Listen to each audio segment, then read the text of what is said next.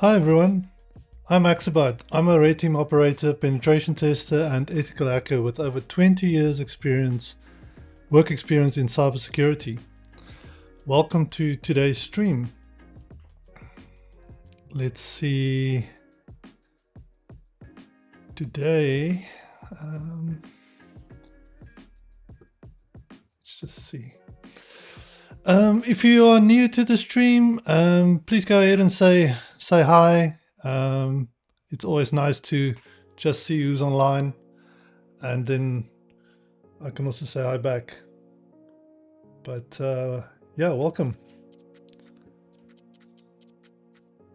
Welcome. Hopefully everybody recovered after Thanksgiving. Everybody from the US, that is. It was pretty quiet last week, so hopefully we'll have a bit of a busier stream today. But hope everyone's well. Let's just see.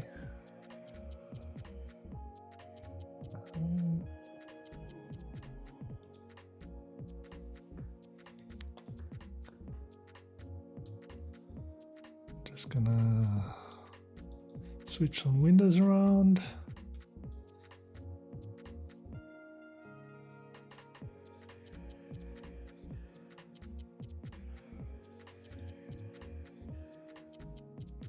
Okay, then we can see what's going on. Sweet. Okay, let's get started. Got some interesting things to get into.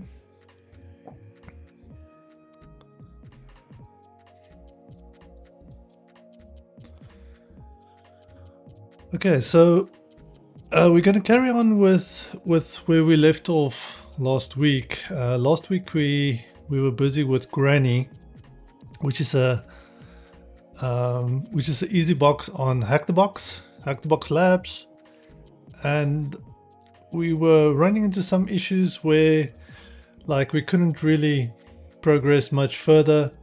I initiated the Ghost Replay protocol, and that is where I put a timer of 45 minutes onto the screen, then basically just reevaluate everything, just make sure that everything is good, that we didn't miss anything obvious, and then peek to a walkthrough just to see what the problem is and how to get over that initial hump. And that didn't help much, to be honest. Like, some of the things that didn't work was supposed to work, which was a bit frustrating, but I guess there was no time to reboot the box virtual machine, because that was going to be my next step. I couldn't stream very long, so I just thought I'll leave it for this week. I had a quick look into the errors that we ran into. So I think I found the problem. I'm not sure if it was a problem on the box or if it was just a problem between the keyboard and the chair. ID10T error, as they say. But we'll see. We'll see. It's an important thing to be aware of, especially if you're using Metasploit as a framework, as an attack framework, and you don't really have much. You don't really have a lot of options. Now, I actually looked into some more options, like in case that doesn't work, but it seems pretty limited, and I'll get into that a little bit later. And so I just want to show you guys. It's actually something it's not obvious, but it's a problem if you don't know about it. It's a little trick. So I just have my screen open here. As you can see, these are the boxes that I've done this far. They're all retired machines. These are the ones I've completed. I'm filtering on complete, and I'm using Notion as the note-taking, just for note-taking, because it's easy and it's free, and it uses Markdown, which is one of my, I guess, my favorite Markdown, I guess, formats, if you want to put it that way. So in Notion, I've got this little database that I built for myself, and I'm basically retraining my hacker brain, as I say, because I'm actually as you heard, a penetration tester. Been a penetration tester for 20 years now, but I find CTFs not, I don't want to say difficult. Some of them are, but I find it, I feel like it shouldn't be this hard. Just, I've got like 20 years experience. So I've actually realized that CTFs are very different to real life penetration testing, and not like, like the typical sense of the word, where you would think it's not as realistic as real life. It can potentially not be, but it's more, CTFs focuses a lot on being, I guess, creative. And what I did find is, if there's a little nuance or like a little puzzle that you are supposed to follow and you don't know that method, then you're pretty much stuck. So if you do a lot of CTFs, then you sort of like train your brain just to be a bit more used to. Obviously the 20 years pentest experience does help, because you use the same tools. All the tools you can use in pen testing. I mean, there's the methodologies are pretty much very similar in terms of, you would scan the box, you would look for open ports, what services are running on there, and then what's vulnerable, etc., etc. That is very similar. It's just you might not see that exact setup on a real live engagement. And the other thing that's also worth noting is, as a professional pen tester, I don't have one box to worry about. I've got a whole network. Like, if I'm talking about an internal penetration test, there's typically hundreds of machines that I need to look at, and I only need to find like the weakest one, right? I only need to find that little vulnerability that can give me a pivot or entry point and carry on from there. I don't have just one box that I'm focused on, and I need to like compromise that box. I can go and look for the weakest one and find the weakest path in, which makes me think of what they say about blue teaming. Is blue teaming, you have to be right all the time. Red teaming, you only have to be right once, or as an attacker, you only have to be right once, right? Then you're in. So CTFs, you're pretty much stuck with that box. You get different CTFs as multi-machine, multi-levels, multi-network, but for Hack the Box labs, you typically, especially the low or the easy ones, are one machine. And if there's only like one port open, you're pretty much stuck with just that one port and that one service. So you have to look for a specific puzzle in there. And there's also something called rabbit holes, or red herrings as they're known. It's just a black hole of with it you can go down that path and it doesn't lead anywhere, it just wastes time. That's the other thing that's different about pentest. CTFs, you sort of like try and get there as quickly as possible. Now this probably stems from CTF competitions, because there it's the fastest one first, right? So which is not the case in Hack the Box, because you can take your time, but because there's only one target, you always try to hack it as quickly as possible. Now so yeah, there's my list. So I've done lame, active, shocker, and grandpa. I'm also making some notes along the way. I did granny last week, which I'm going to continue on today, and then I'll probably jump to SWAGSHOP or to networked or even legacy. depending on time and depending on how it goes. But yeah, let's dive into, let's get Granny started. Let's go machines, Granny.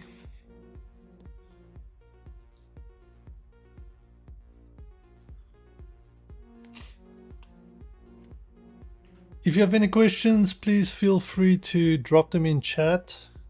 I'm just gonna spawn this box. Sometimes these boxes can take a little bit, but they're normally pretty quick. But it can be a bit slow sometimes, especially if you're waiting.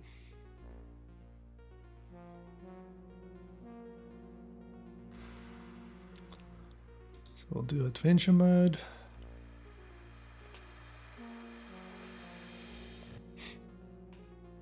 Let's get that. So normally I create a folder, which of course I did Granny. There's a folder already, so I'm just going to carry on there. Just some IMAP scripts and other files that really does not matter much. There is the sysinfo that I grabbed. That's just running the sysinfo command. And this is basically just saying to us, this is a Windows Server 2003 standard edition. And you can use this to, there's other tools, and I'll point them out, that you can use that gives you a similar, that can tell you which vulnerabilities might be available. But nothing gets close to or is as easy as the Metasploit local privilege suggester module, and I'll showcase that too. Let's see if that box is up already. It's up. Let me copy the IP address. So I normally would put that into my hosts file. So Granny, so how you, the quickest way, this is VI. The quickest way is small c, small I, capital W, and that just takes out the word, or changes the word, that's what the C stands for, and then just paste the IP address in there, escape, colon, write, WQ for write and quit. Now we can ping the IP address. It's up, it's ready. Let's ping the name, granny.hackthebox. That's also working. I'm not going to run the nmap script again. I can just show you what we got. I don't need to run it again. So if we've only had the one port open, port 80. It's running Microsoft IIS 6, which is pretty old, and then it's got a whole bunch of methods that's allowed: options, trace, get, head, delete, copy, move, etc., etc. Now, something that we did note last week is it's very, very similar to another box that I did previously, which was called Grandpa. I can't remember the Windows version, might have been the same, but it also had Microsoft IIS 6, and it also had all these methods. Then, especially with the WebDAV, we got pretty far with WebDAV on the Grandpa, but I can't remember if it was the case with Granny. We can look at the notes. Let's see. Just go through the notes here that I've got. So, okay, Granny, there's the port scan, there's the output, port 80, and this was the page. We can go there quickly. Granny.hackthebox, just under construction. There's a screenshot that I took. I always try and keep as much notes as I can. Then I ran, I believe, nuclei, That confirmed Microsoft IS 6.0, which is always important. I don't know why my screen did that weird, but anyway. And then it found these critical CVEs. I ran dev test, which allowed some things to get uploaded. It wasn't really necessary. I ran for FUF, and then this was the IS vulnerability that we used Metasploit to connect to. Now, I don't know why my window is being weird. So if I just go to that page.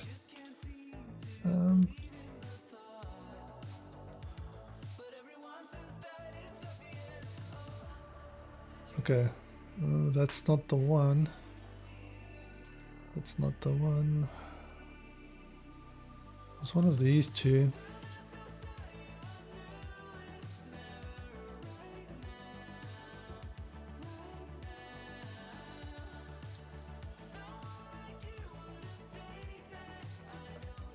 Exploit DB. And that's the one that we looked at now. I believe this might be, this was nuclei.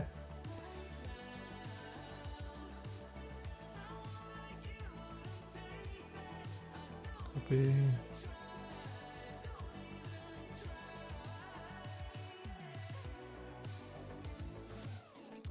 Yes. So this is the storage page path from URL. This is the same vulnerability that we saw on Grandpa. And this is the vulnerability that that worked, that gave us an initial shell onto Granny. And then sort of things just didn't go well after that. I want to just paste that in there. Just so the make a little star. This is the one that we used. This is the one that worked. So let's carry on. Did the dev test, like I said. Okay, let's kick off Metasploit.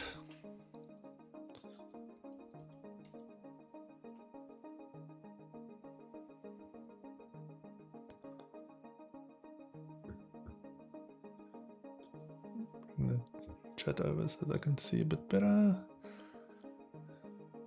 If you have any questions, please feel free to ask them. Let me see.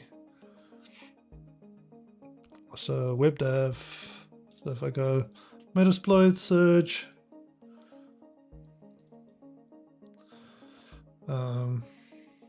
search web dev storage.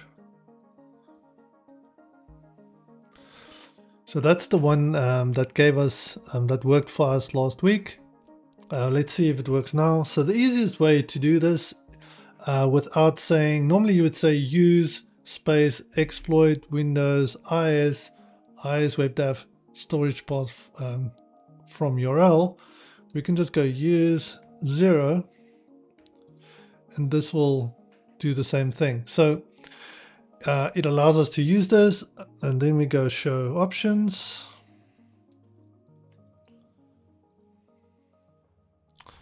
So you'll see what we need is the R host, that is the target. The port is port 80, and then the target URI if it wasn't in the root. And then we need to specify the local host. This is our host. This is where the reverse shell needs to connect back to. So the interpreter will know where to call back to. So what we do is we set our hosts granny.hackthebox, and we set L hosts, and we go ton 0. Now this is my VPN interface that I get from HackTheBox, and It's not lhost, it's lhost, like that. Show options. Okay, so you can see it's the correct IP address. It's the one. I've got this VPN thing running there, and I can confirm that's true. And then also the R host is granny, so we should be good to run exploit.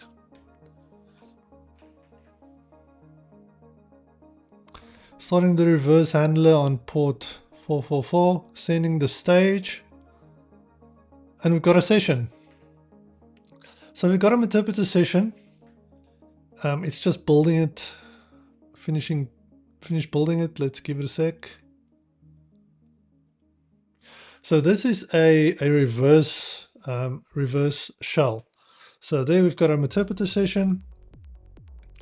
So typically what we would do, we can run sysinfo, and that would normally work. And this is the problem. Like I kept on getting access denied. Now, so anything you wanted to run, see if I go help. So a whole bunch of things from interpreter that we can run. Let me just show you.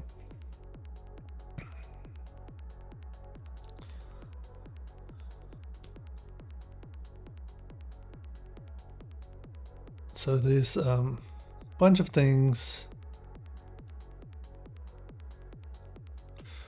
Who am I? I'm not sure if I can run who am I, yeah? Who am I? Okay, I don't get UID. See, it also gives me access denied, and that's the problem I was running into. Now, what did work was I could actually spawn a shell. So if I type shell, it spawns a command shell. Now in here I should be able to run who am I.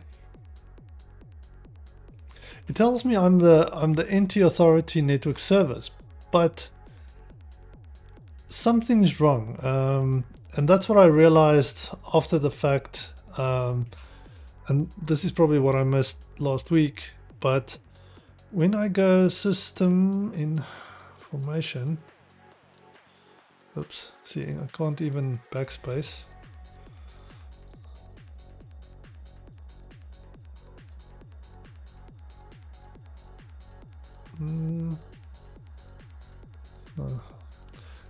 It's something else. It's not important, but it's good to know. System info, not sysinfo, system info. So system info. So that works, and that gives us the information that I showed. So granny, Windows Server 2003, standard edition, and then the service packs.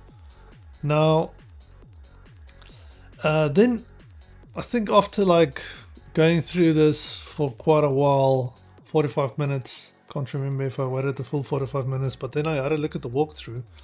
Now all the walkthroughs suggest you go exit, Control Z, so just background it, the session.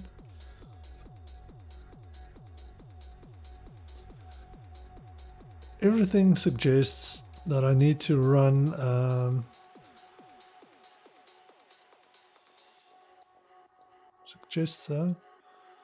so this post multi recon local exploit suggester. Now what I did was, if you go use that options, you basically just specify the session. Now the sessions that we've got active is session 1, so that's our interpreter session that we just had. So it would be typically as simple as set session 1 options. Here you can see set session 1. I would then go, you can type run or exploit. and it goes through the exploits. As you can see there, it gives errors. Now this is the same reason this doesn't work. No. Sessions I1. So it's trying to run commands in a similar way that you would run sysinfo and you're getting access denied. Now this is very, very important. If you ever see this in the future, or on a CTF box or on a pen test, this is what you need to look for, and this is what you need to be aware of. Now let's go to shell. No, we don't need to go to shell. We go PS.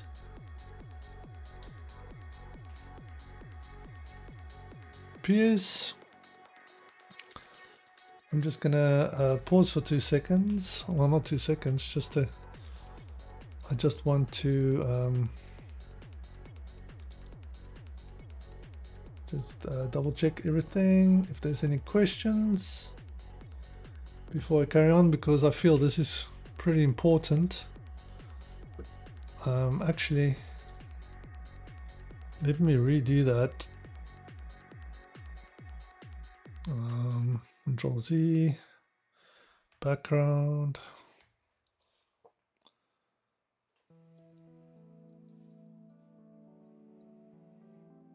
I want you to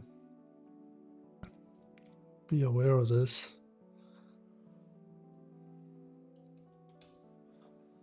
Okay, let's see. If you have any questions, please feel free to drop them in the comments. And then just take some water.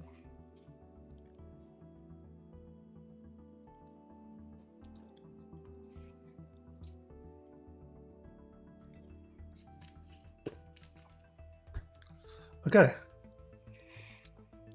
Okay, so important. So what we did was when we go into Metasploit, we found a vulnerability that works on graining. Search web dev storage. So it's this IIS web dev storage path from URL. Use 0. Set up the options. So it's the R hosts and the local hosts. So set R hosts is granny.hackthebox, and I set the local host ton 0. That's my interface, my IP address, options. Okay, the local host looks good. Let's see, the R host is granny. That looks good too. Exploit. There we go. Sending the stage. We've got a interpreter shell again.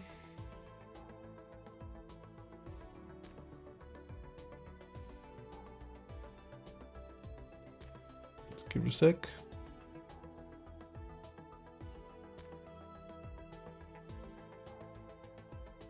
Okay. So we've got 2 sessions. One is the previous session, one is the newer session. We're still, let's see. So currently, I don't know in which one I am. So let's go out. Sessions. So we've got 1 and 2. So -I for interacting with a session, and then 1. Sysinfo. Getting the access denied. Let's see the other one. Sessions interactive session 2. Sysinfo. Also the access denied. So any module we're going to run on here would not work. So one thing that's very, very important, and I want you to take note of this, is look at the process that you're running. So the process we are running as is this run DLL. Now, for some reason, even though it says who am I, well, it doesn't say it here, but even though the who am I says we are running as network service, somehow the tokens is not right. So we need to migrate our process to a more stable one. And I'm just going to choose any, you can choose any random one. I'm just going to choose this one. So I just go migrate 2484. So migrate over to that process. And then if we go sys info, now it works. Now, for all intents and purposes, our our local recon suggester module will then also work. So let's try that.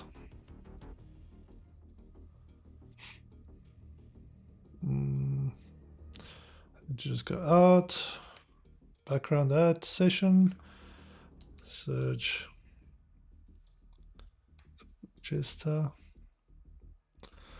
use 0. Okay, options. So we just need to set the session.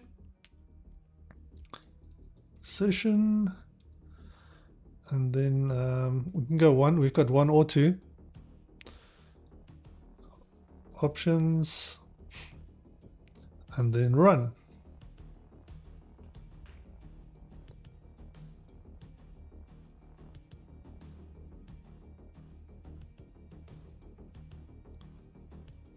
Okay, that didn't work. Oh, maybe I was in session 2. Maybe I did the tokens for, yes, I did the tokens for session 2. So options, set session 2, run.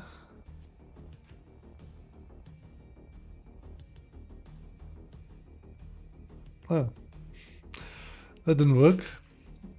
Why didn't that work?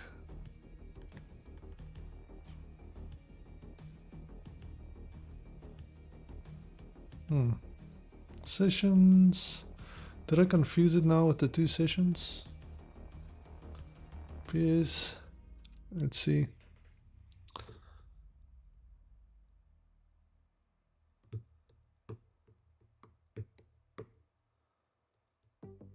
So I think it's currently running as web dev.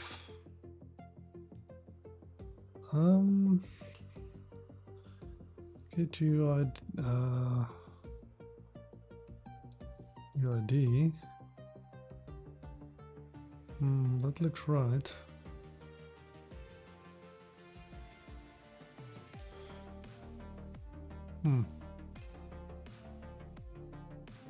Let's migrate to 2484.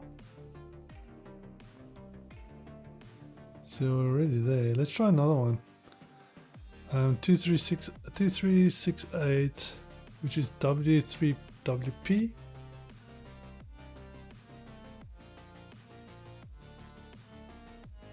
Okay, migration successful. Get UI ID, sys info. That worked. Background. So this is 2. Session 2, run.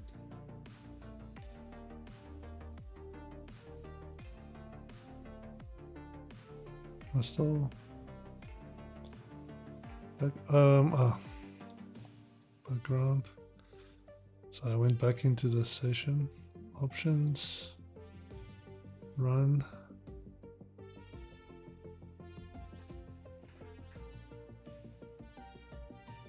Still not working.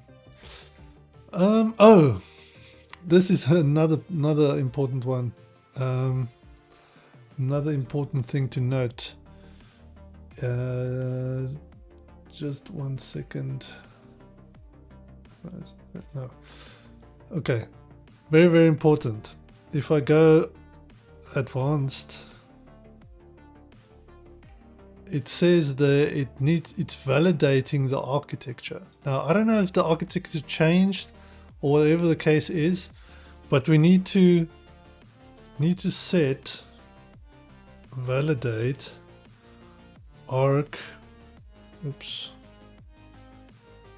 Validate arc false. Okay. Advanced. Okay, now let's try it again.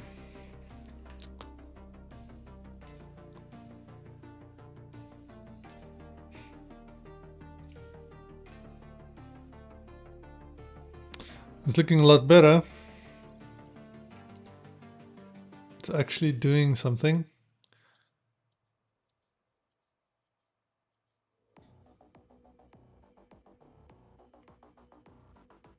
There we go. It says the system. This looks a lot better. So this is what I wanted, and this is what I was looking for. So let's just take this for our notes.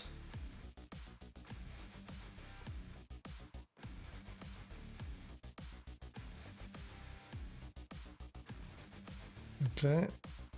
There is other ways of doing this, or getting that's looking for which local vulnerabilities they might be. But this is by far the best way. The others, I'll show you now which they are. So tried a whole bunch of things.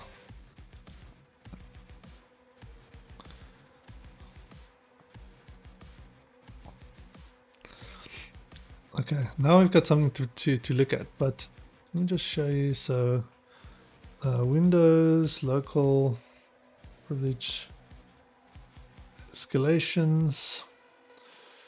There is this is the local exploit suggestion from Rapid7. That's the one that's in Metasploit. Now there's one by Pentest Monkey, exploit suggester, but this runs, I think it runs on Pull. It looks very old. I didn't try that one, but there was some more.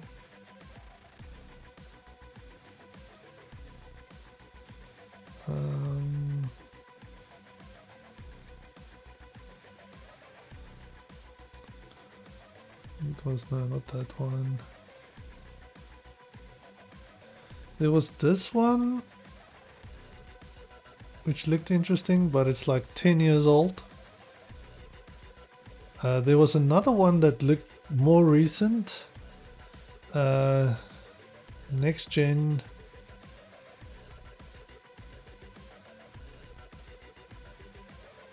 It was something like Maze NG. This one.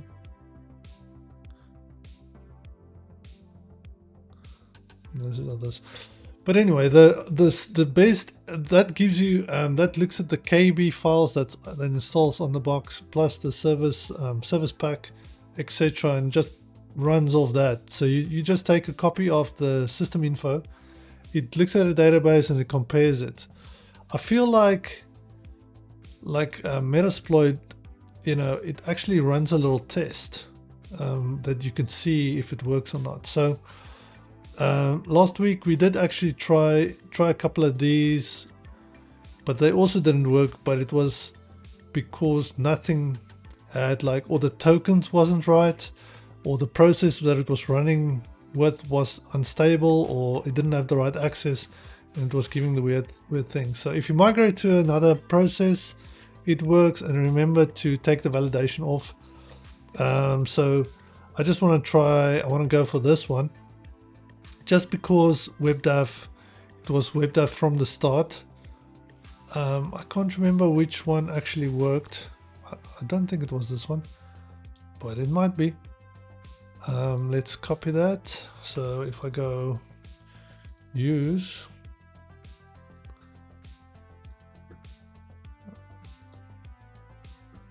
did I copy it? Maybe I didn't copy it. Let's copy it from here.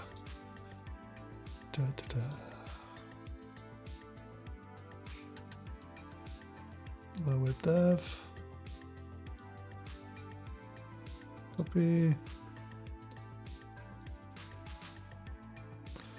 Use. So we're going to try that exploit. Paste. Paste. Yes. Okay. Options. Again, we pointed to the servers, and then we need to make sure that we add the local host again. So set session 2 is the one we used, and then set lhost ton 0. I'm just going to change the port as well. I don't think it matters, but let's just do that. So that's all set, and then we just go exploit.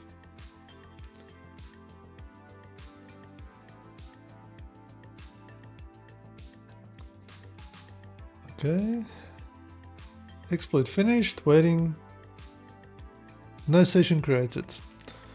Okay, let's try another one. What else do we have?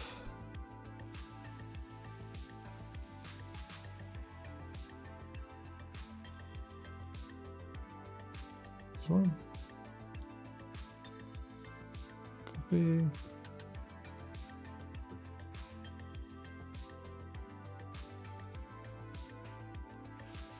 Options.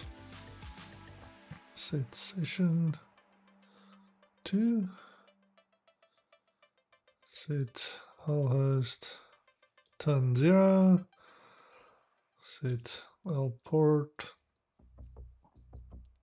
4455. Exploit.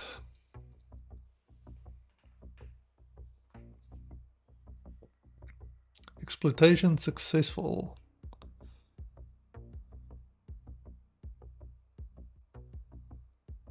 No session. Advanced. I wonder, it doesn't have any architecture things.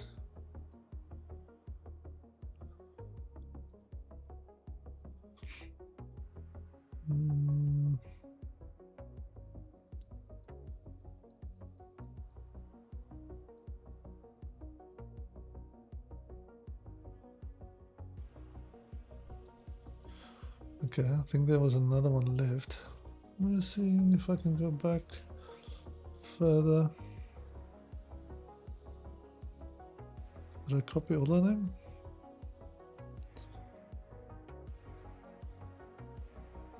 It had more, I only copied like a few. Not all of them. Copy. Why did it only copy a few? That is weird. Paste. See, there's more. I don't know which ones I copied here. Must have been something else. Okay, I'm gonna try this one. I think maybe this is the one that worked. Pop up. Use.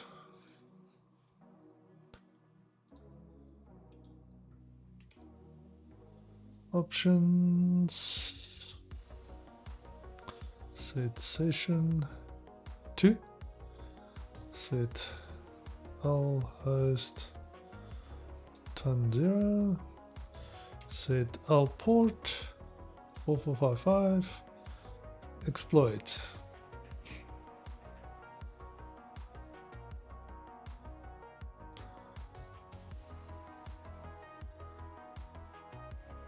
Is there a session already?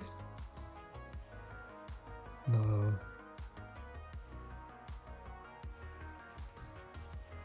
Session already elevated. Options.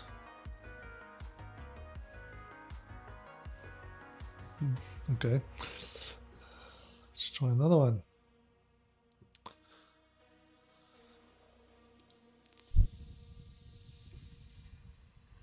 Try the first one. I don't think we tried this one already.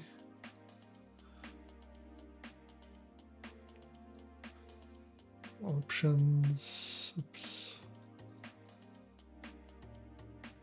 Set session 2. Set L host time 0. Set L port 4455. Let's do something else. Exploit. Sessions already elevated. And now I died. Sessions. Oh well. Let's try session 1. Exploit. That's getting the access denied. Let's do sessions -I1.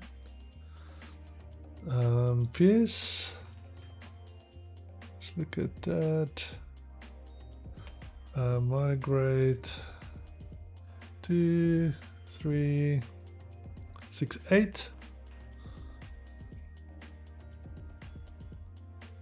Okay, so it was a run. It was run DLL. Sys info. Let's just test if that works. Doesn't work. Does not like.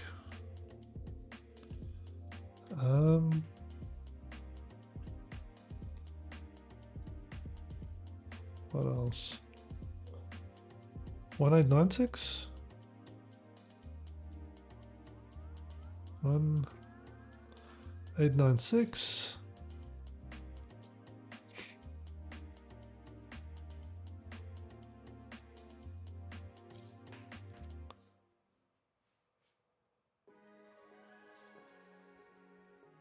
Sysinfo.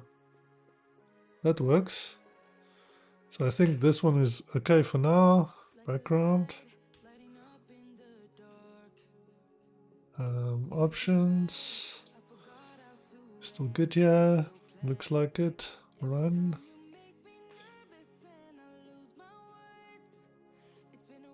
Sending the stage. This looks good.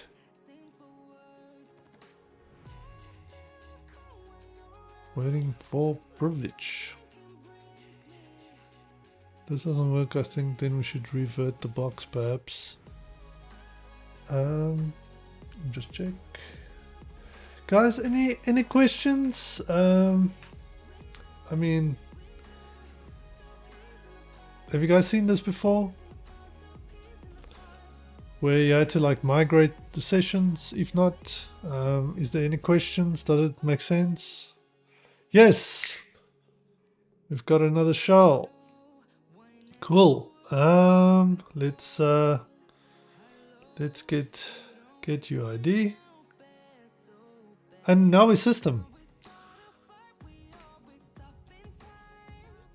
So that worked. One thing that I wanted to show you that's pretty neat with Metasploit. If I go search for a file, users.txt or not user.txt, it searches the file system and it tells me exactly where the user flag is. I thought that's pretty neat. It does the same for, you can do the same for root. So it tells me exactly where that is. So I can, even without going into shell, I think I can just go cat.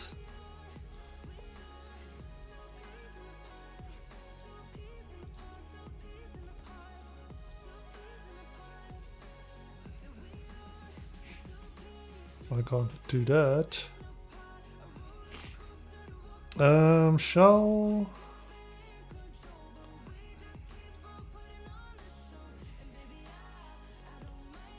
change directory? No.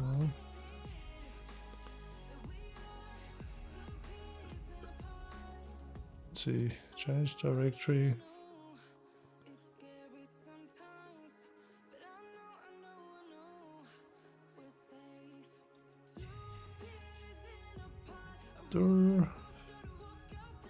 Here's the file. Type user.txt. That's the flag. Can put that in. Finally, that worked.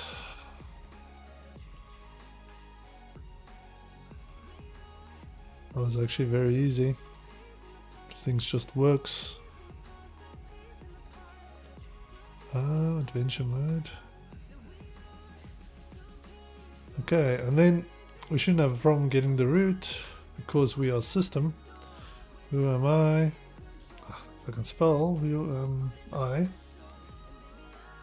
Yeah, system. So, oh, this backspace does not work.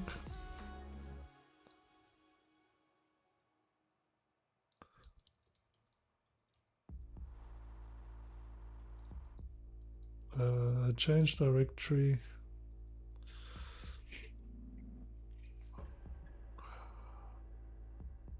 Change directory at administrator.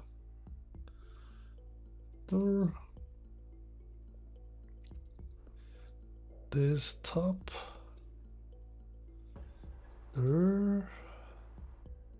Yes. Type root.txt. Type root.txt. Okay.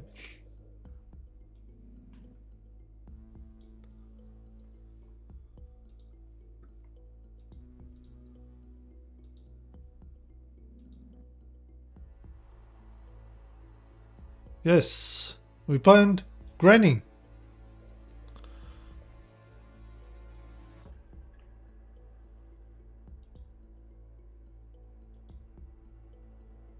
Okay, and we need to just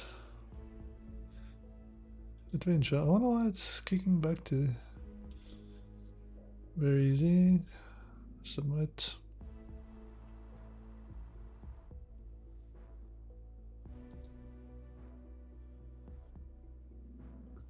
Just give me a quick second.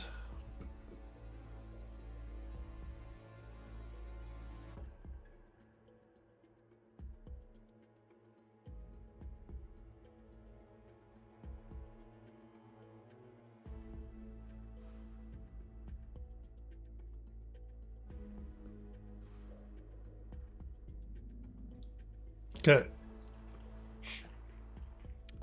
Any questions, guys?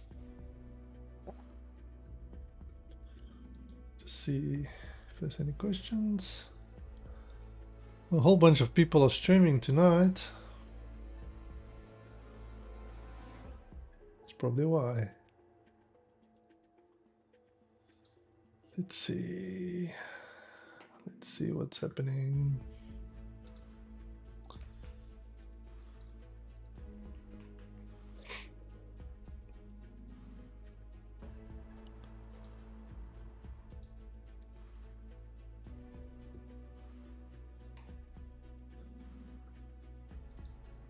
Okay.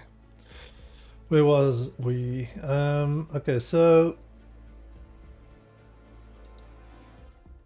just make sure I'm not missing any questions. We're all good. Okay, so we can stop this box.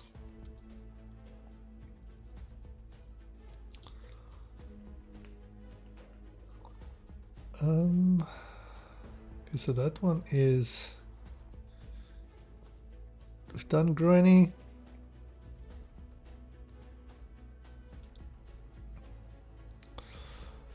I did not note which one. I didn't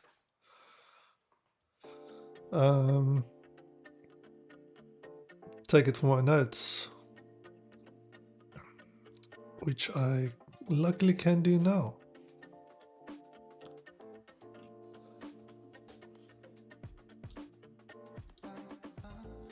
Copy.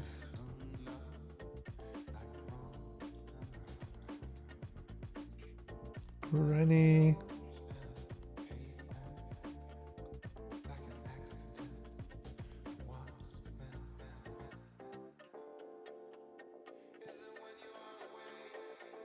Okay, so it was a local exploit.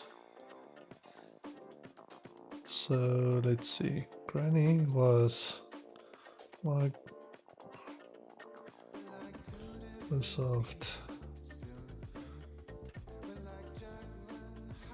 Microsoft 6.0.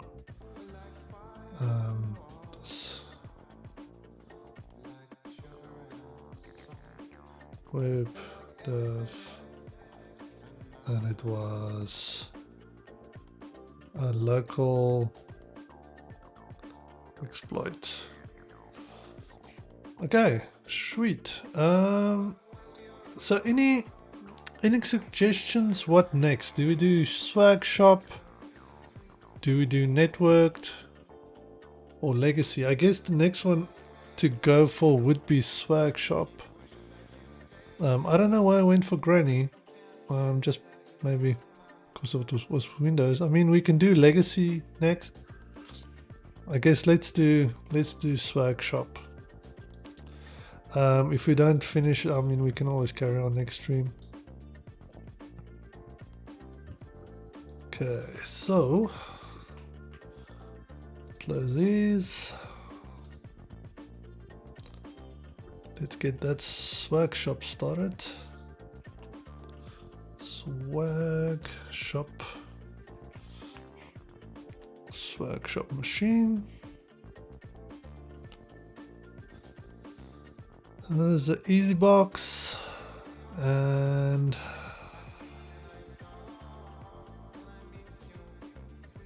what does it say? Information. Adventure mode. And then start.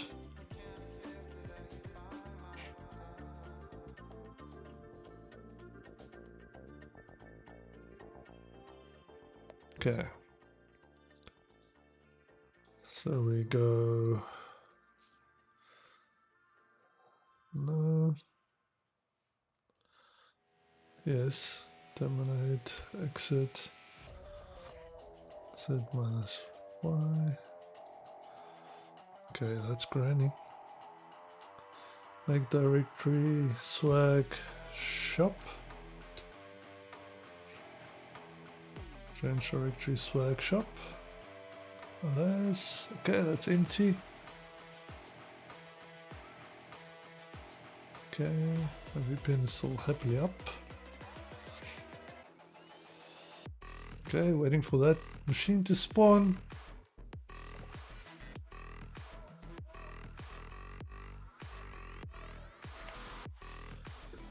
Let's see what's happening here. What is this?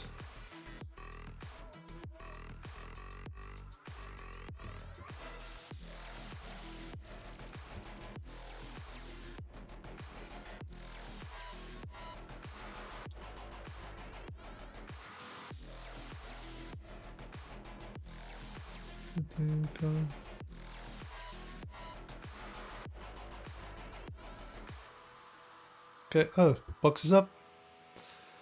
There we go. Okay. So we got the IP address. Clear. Bing. IP address is working. Clear. Sudo vi etc. Hosts. Small o to make a next line and then put it in insert mode with the IP address tab swagshop.hackthebox. escape colon W for write, Q for quit. There we go. Bing swagshop dot hack the box. That is working. Okay, so when I start off with the CTF, I like to do a port scan, and I like to use RustScan for that, because it's fast. It can scan all 65,000 plus ports in seconds. And what is nice, you can pipe, once it finds an open port, you can port it over to Nmap and then run your Nmap scripts from there. So how you do it is RustScan -a swagshop.hackthebox, and then once it finds an open port, you use these dashes, it ports it over to Nmap. So here we use small s, big C, which means it's going to run all the default scripts from Nmap.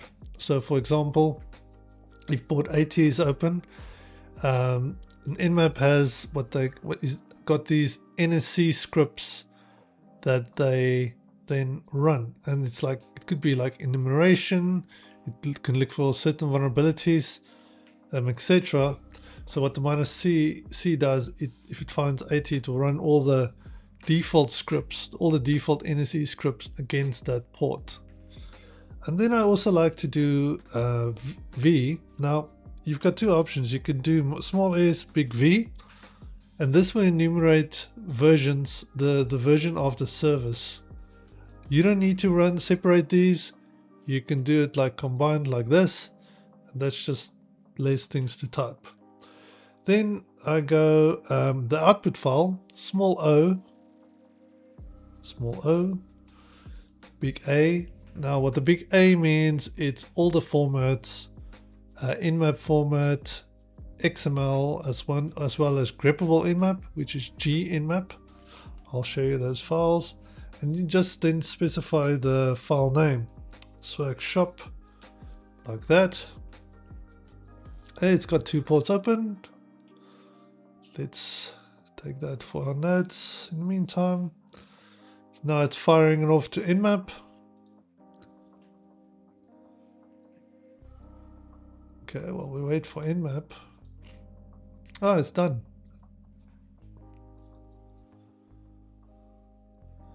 Okay, so port 22. It says it's running Ubuntu. Ubuntu 4 Ubuntu 07. Then this is the default NSC script that it runs if it sees port 22 open. And then port 80. The title of the screen is homepage. The methods we get is get, head, post, and options, which is pretty standard. It's running Apache 2.4.29. That's the header that it gives us. So that's an example of the NSE script that it runs. Let me take this copy for our notes.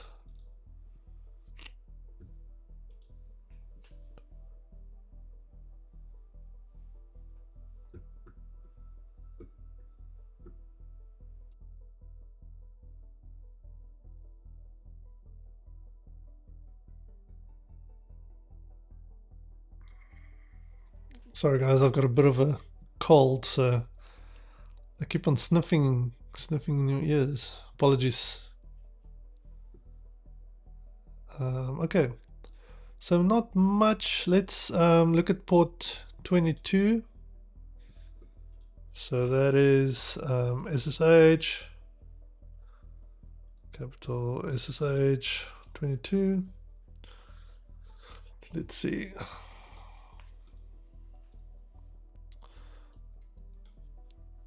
So SSH swag shop dot hack the box.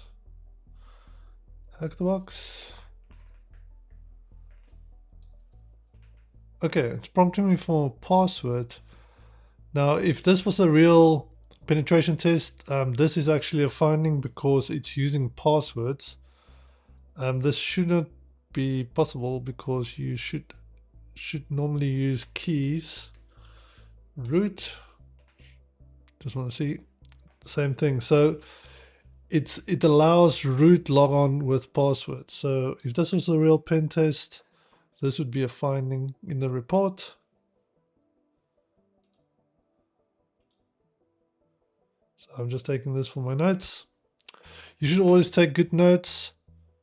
It just saves you, especially if you want to become a penetration tester, getting into the habit of taking good notes is good, because that helps you when you need to write the report.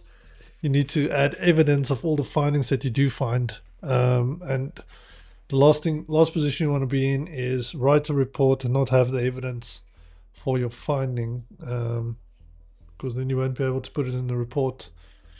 And your client, that's the most important thing that the client's after, is the report. That's what they pay for the pen test, but the result is the report. So they essentially pay for the report, and that's what the deliverable that they want or need for whichever reason. Support 80. Let's browse there. So that's HTTP SWAGSHOP.hackthebox. Magento.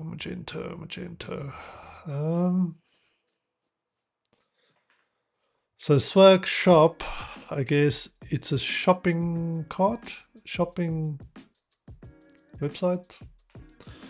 Let's take a screenshot. Is flame shot running? No. Okay. Let's take a screenshot of this.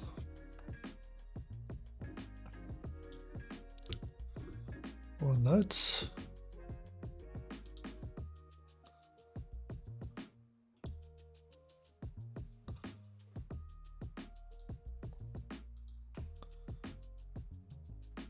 Okay.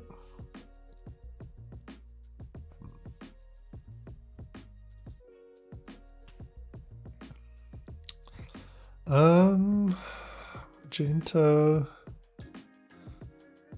2014. I'm assuming that's pretty old. It's always a good idea to just keep your eye on any version information that you do see. Okay, so let's take a look at the source code. There's what I just saw. Okay, we did note that. Account, my account. Okay, gives you a logon page. My wish list. Need to log on.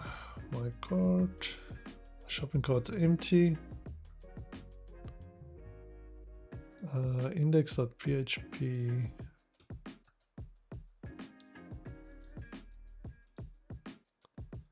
Let's note that as well.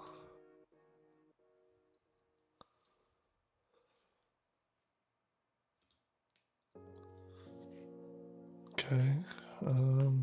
So PHP files. Register. We can register account.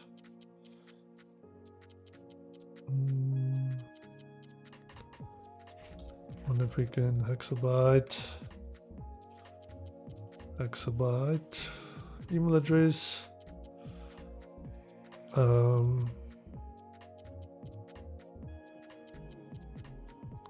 Admin at HaxrByte.org. Password 123.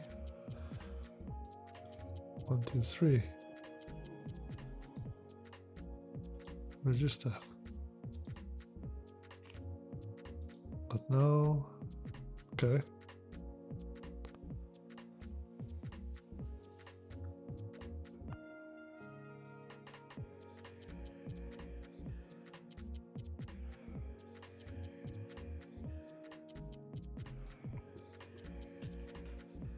Okay, admin account dashboard. So we get a little bit more. Okay, so I guess we're in now. So we can edit our staff, address book. That's my orders. Billing. Sales. My applications.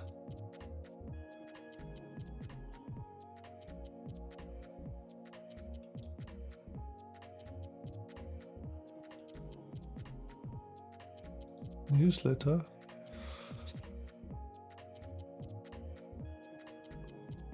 What's this? Journal subscription. About us. John Doe. Contact us.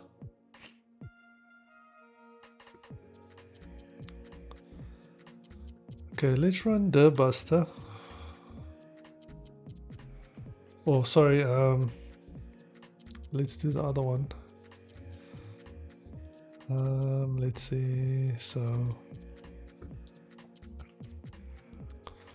let's look at the cheat sheet. That's the wrong. Sorry, that's the wrong tab.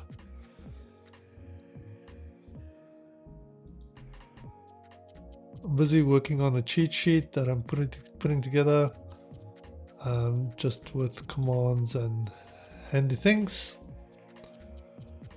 So we are gonna do web enumeration. We're gonna do Durbuster. Okay, let's see.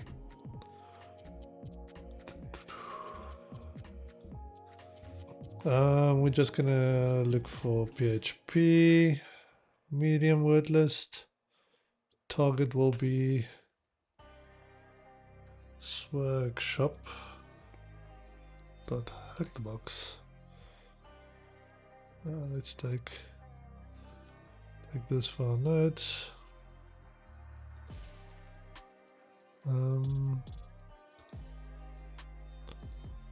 Here we go.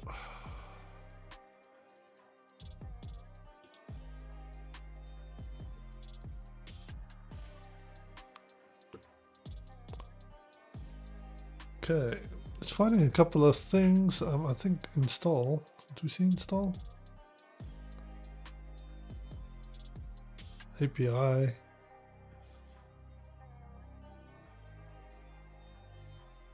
Let's fire off Nicto, not Nicto, nuclei while we're scanning.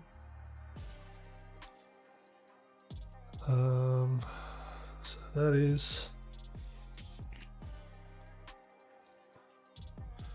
nuclei minus u, and that is SWAGSHOP.HaxrByte. There we go. Nuclei is running.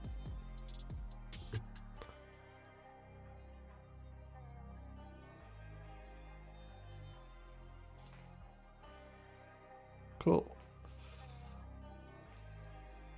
Okay, that's still busy. Nuclei.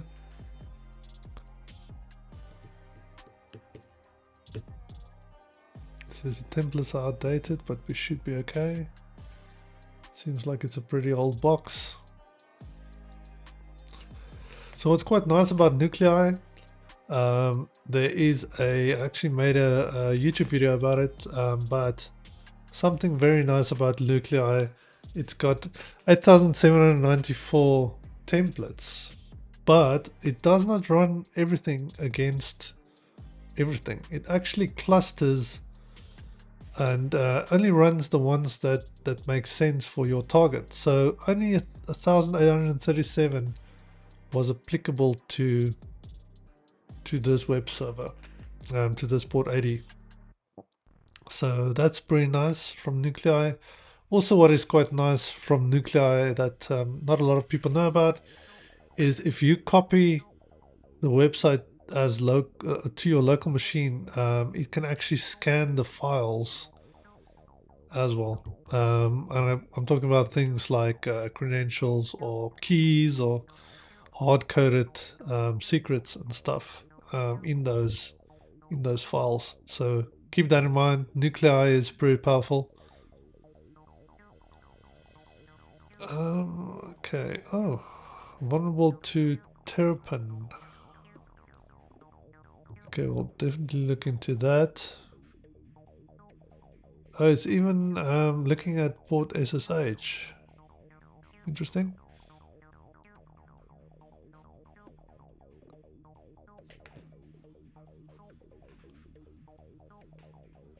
Magenta cache leak. This is interesting. This is a high. Okay. Magenta config disclosure. That looks like credentials. Okay. We'll go look at that. Now, as you can see, Nuclei is a pretty cool tool. There we go. That was quick. 2 minutes. Let's take this for our notes. Let's just do copy mode.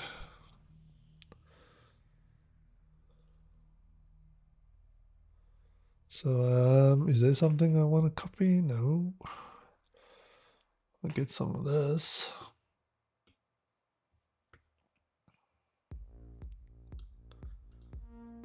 Copy. Copy. So that's not GoBuster.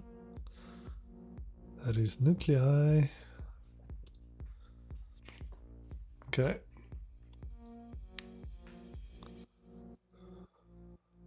What else? Okay, those are missing security headers, which is not that interesting. I think I got like the juice. Guess we can just take this too.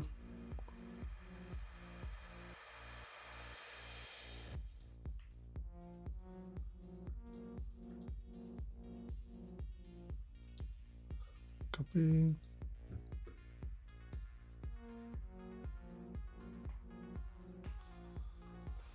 Okay, let's do some digging. So let's see what this is.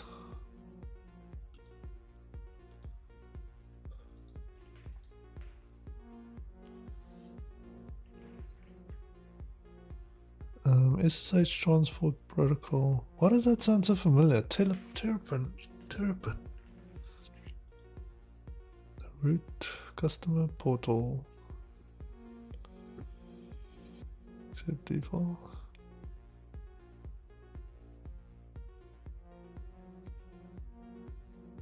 Oh, okay, man in the middle. Okay, I don't think that's gonna help us much. Let's see, exploit DB. Exploit database. Open SSH vulnerability. Transport protocol found in. Okay, so this has got something to do with the. Oh, it is the SSH. Okay. There was something else, right? Okay, hi. Why is not? I wonder why it didn't highlight these. Hi.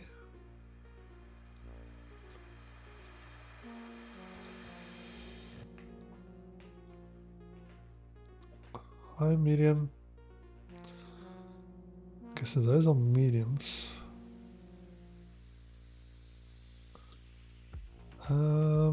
What is this?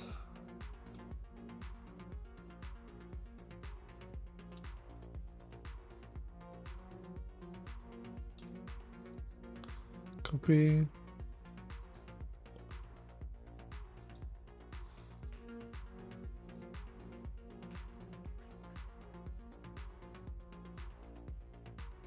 Okay.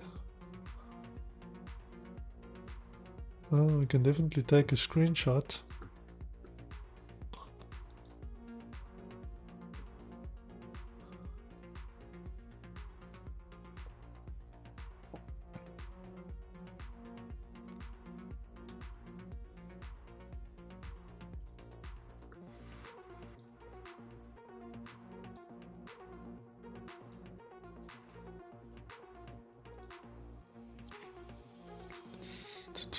Okay.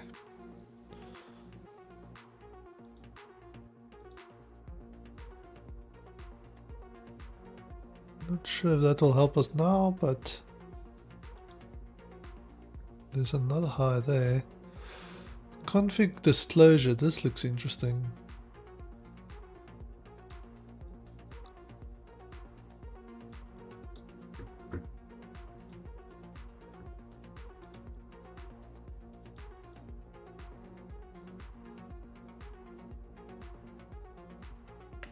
Some sort of key.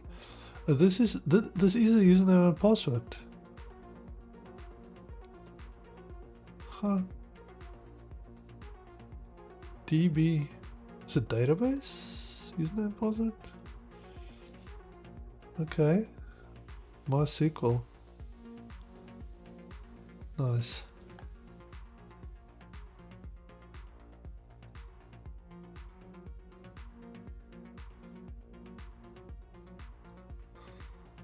Why did it do that?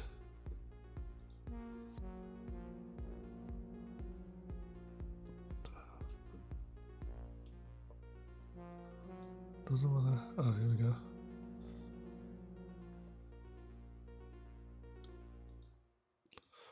Copy. This is going to notes. And the file was this. Copy selection.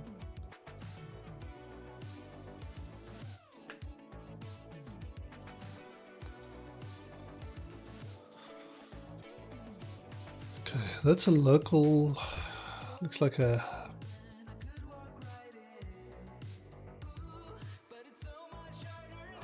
database username and password. Let's just see if there's anything else that keeps on doing that. Date. Want all of that.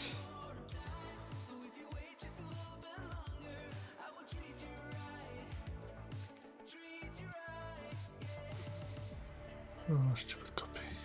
Copy. Copy. Come on.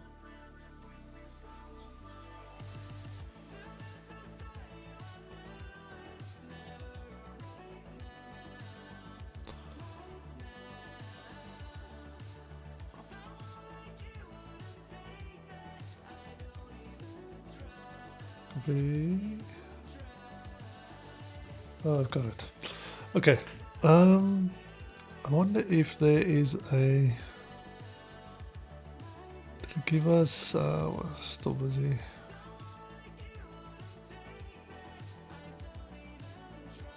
Okay, that was pretty sweet. Still busy. Shell. Probably won't be able to get there. Index. I think we've been there.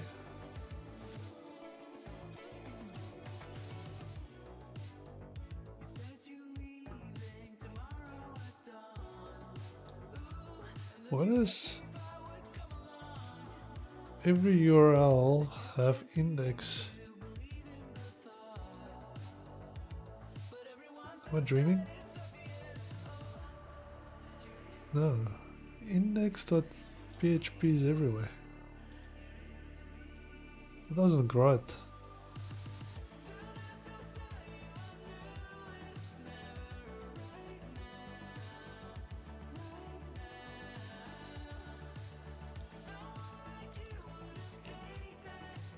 Let's see something. So this. So how does this index dot?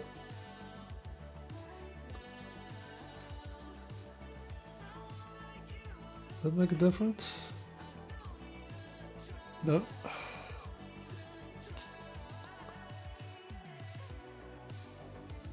HP. No.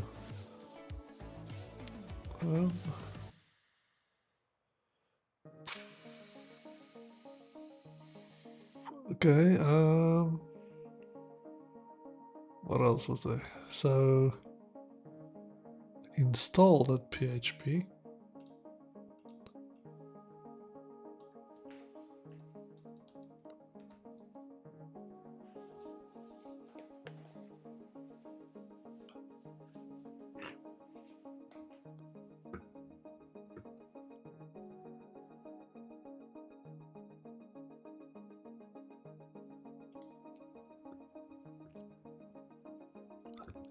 That's not what I want to do. Go back.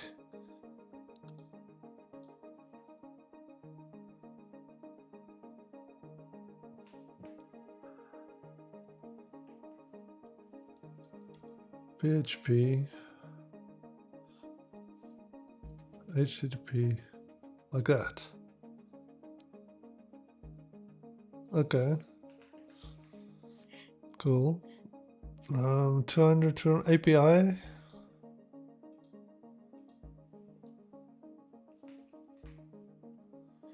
API? No. Apple.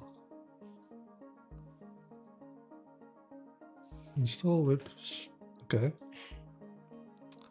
Cron.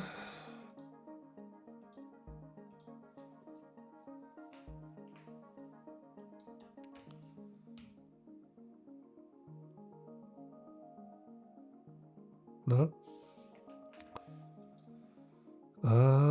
What else? Mage. What is Mage? Is that a folder?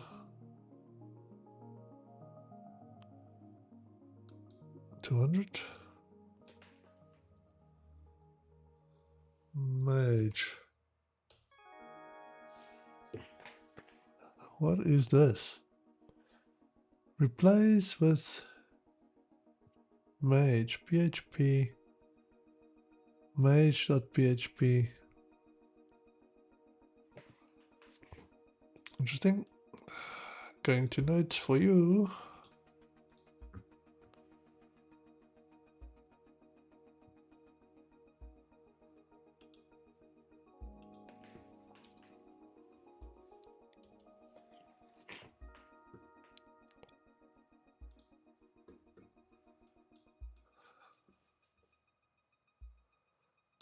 This is a shell script.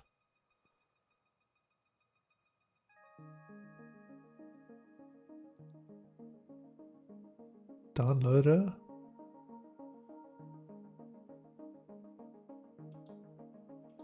Okay. Some shell script.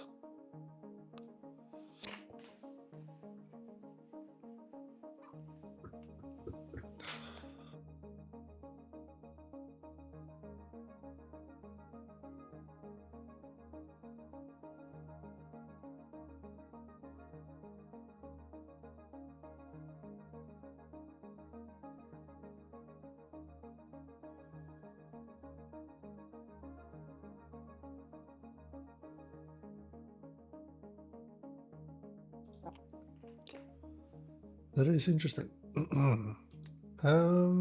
Check if everybody's okay in Twitch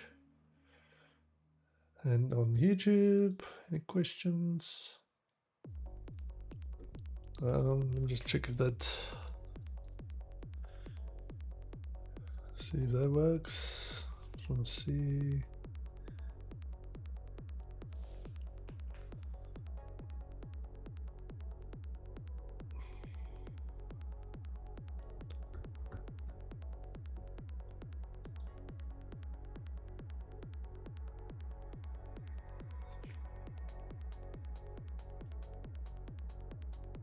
Ah, okay, so it is working.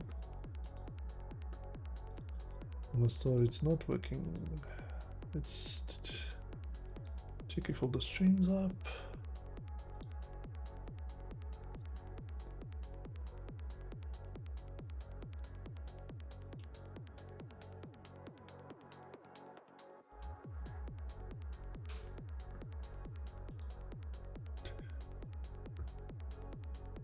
Okay.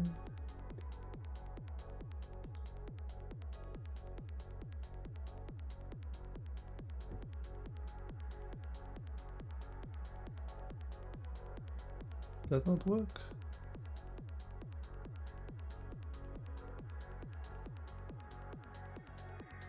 So one sec, guys. Just want to make sure everything is good.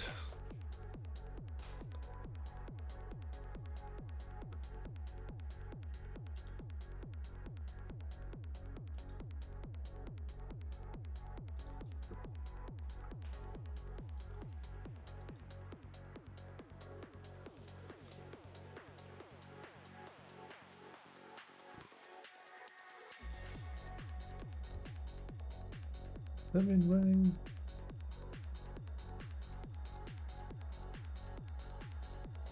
Anyway, good stuff. Any questions so far? Just looking at SWAGSHOP. It's a hack the box labs machine. It's got 2 ports open, 22 and 80, so SSH and HTTP. It's running software called Magento. I guess I can just, well, let's run one last thing. I think before we maybe look at some exploits. Cheat sheet. Let's run Ferox Buster. It's quite a nice one to, that's like a little bit of a different way of brute forcing directories. Nuclei was pretty cool.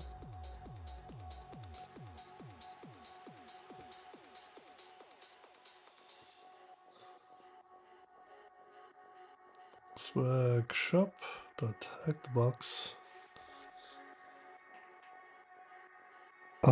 It's not HTB, it's just HTB.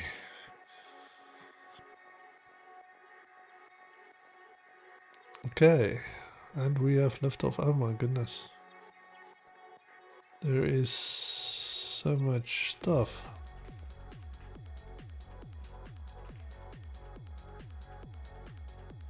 Scan directory listings.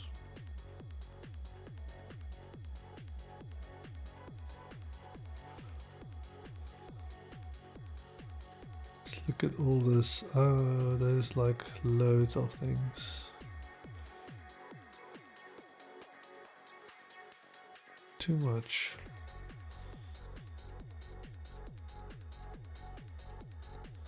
That's nuclei. Includes lib, whole bunch of things. Oh my. Okay, let's look at exploit DB. What was we were looking for was Magento exploit DB.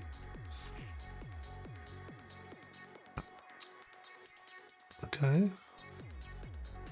There's like a couple of things. Search exploit.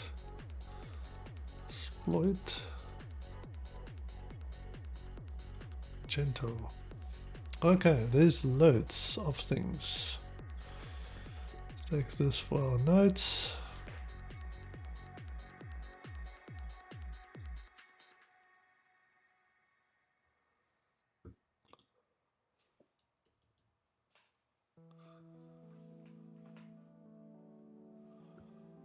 Okay, let's see what we have. See, we don't know what Magento 2014 is. Did we get some output from some more output from nuclei?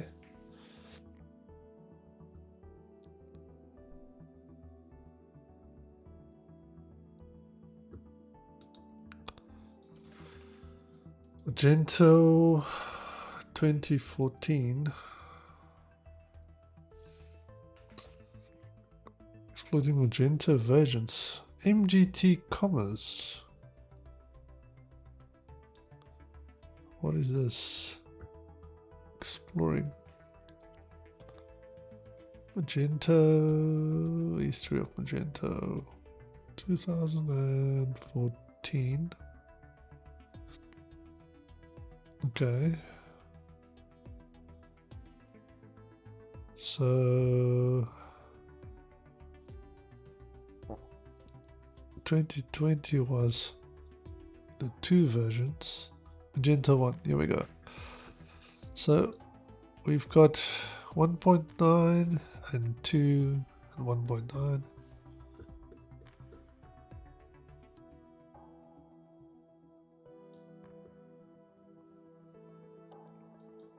Um, 1.1, 2. So this, oh, this looks like 1.9. This might be ours. 2014. Copy. Let's note this. So that might be ours.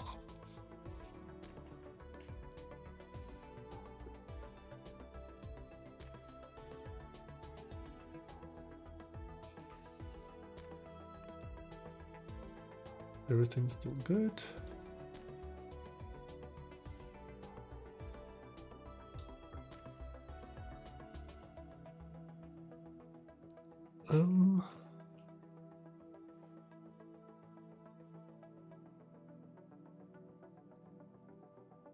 Okay.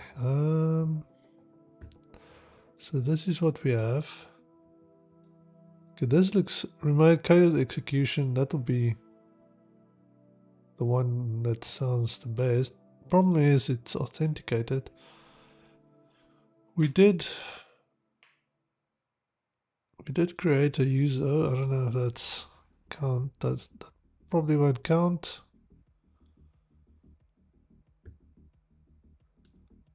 External code execution. So well, that's eBay.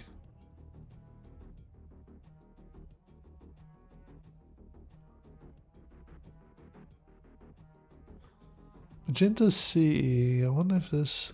Let's look at this.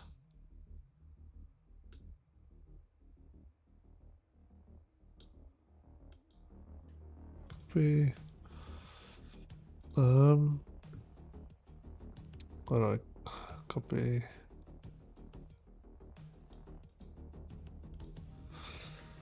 What's it? Search exploit. I haven't used this in a while. Oh. Let's update it. Don't know how up to date it is. Okay.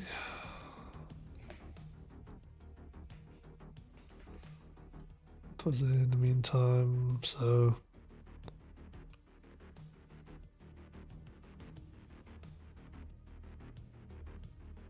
extract, strict, parse, verbose. So mirror that copies it. Examine. That's the one I wanted. So -x.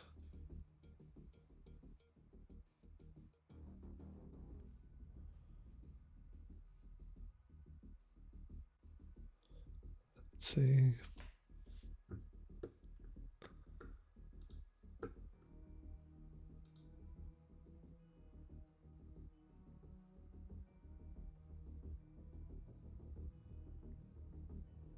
Why is this taking so long? What? Surely.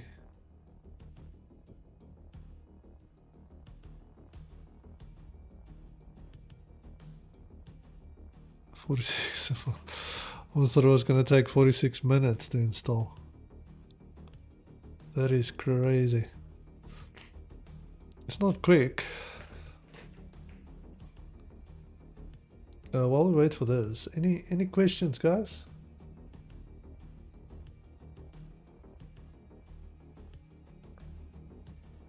Any questions?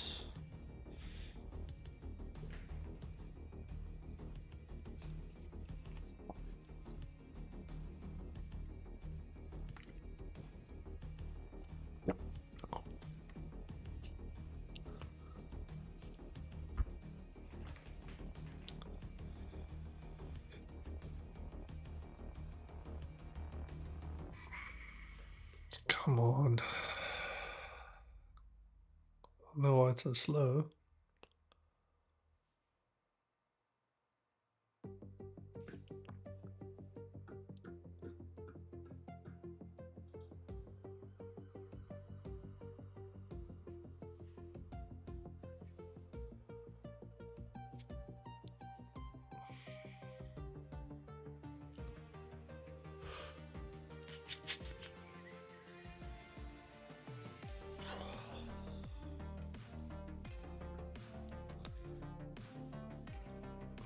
Can I open a new one?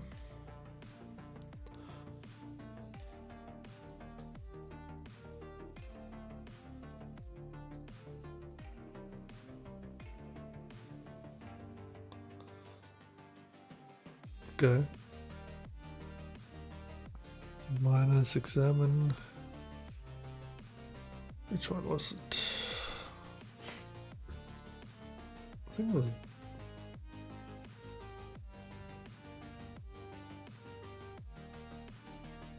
See, code execution, that's the one that we want. File write would be interesting. I remember Mage was, there was some Mage stuff.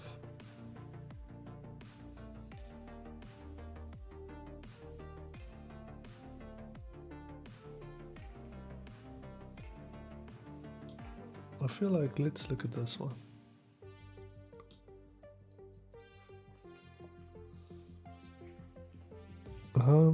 It's a cron job. Default install. Shell shock.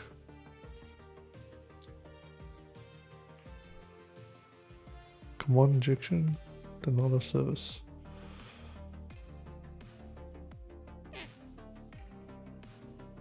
I don't know.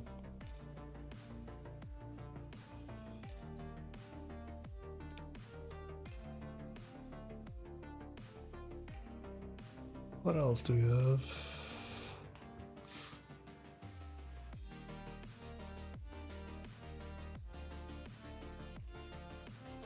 Local file disclosure, I don't think.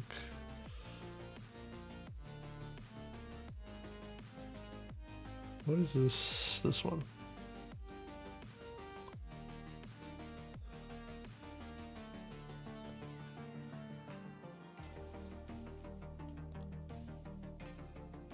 That one's X. Can't spell. Exploit.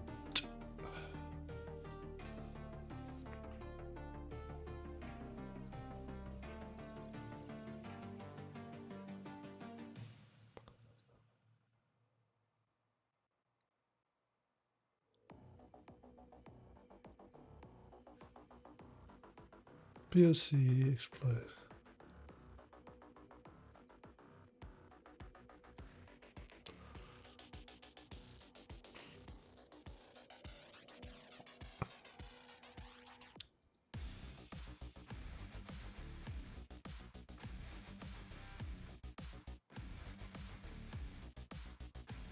The result will send to attacker server listening on.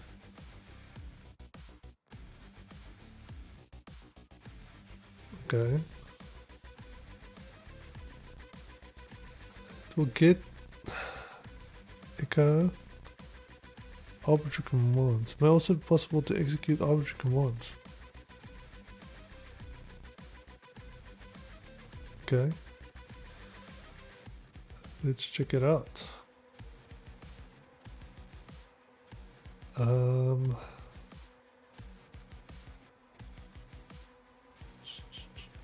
Let's see.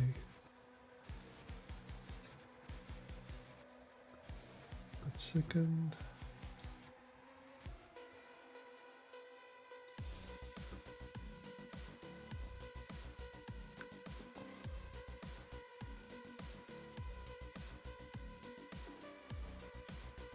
Something stopped working. Let me just make sure that we are okay.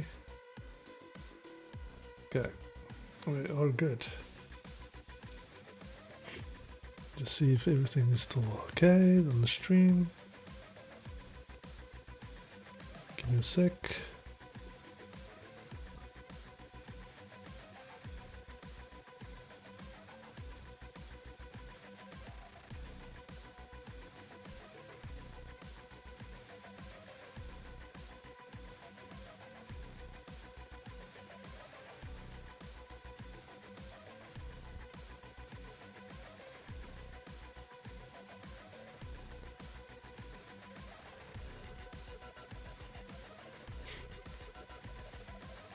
Okay, where were we? So this one,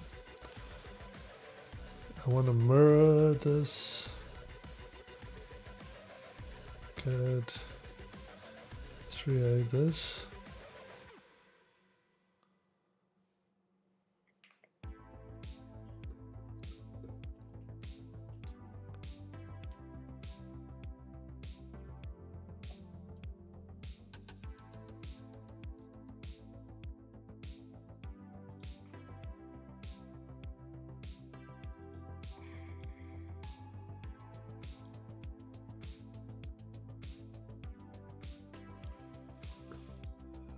Let's see.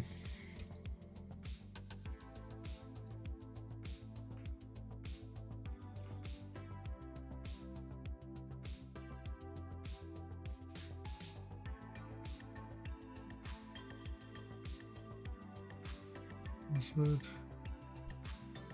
don't know if this will work.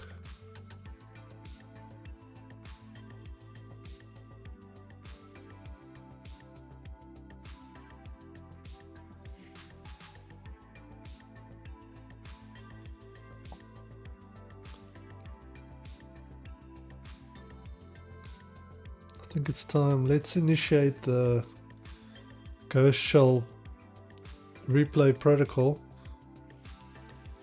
If I can remember the key. It's this. Yes. Okay, let's start that, and then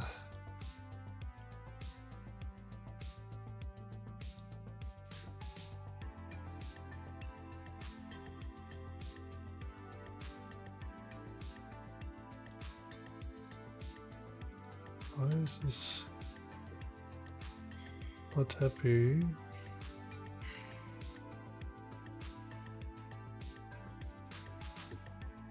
Come on, why can't I play?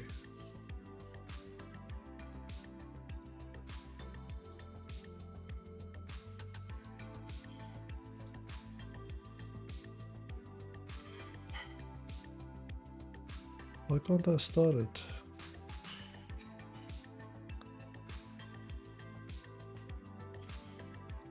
Come on. Hello? Yeah, I'm still there. Stupid thing doesn't want to... Ah! That almost worked.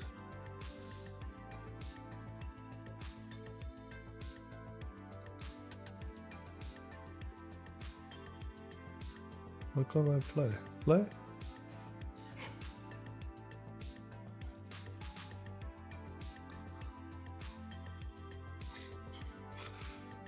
Come on. Play. should just start. Auto start. Save. Yes. Here we go. Today is interesting. Okay, let's see. Lock in. Lock in.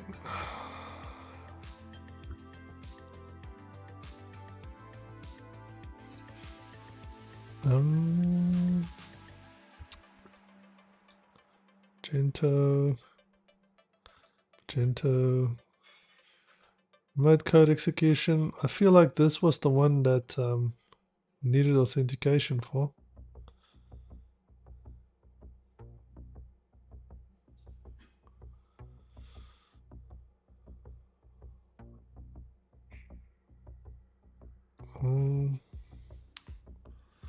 What is this? Exploit starts here. Which one was this? 37977. 37977. 37977. Okay. Maybe this is it. Or this looks a little bit more interesting.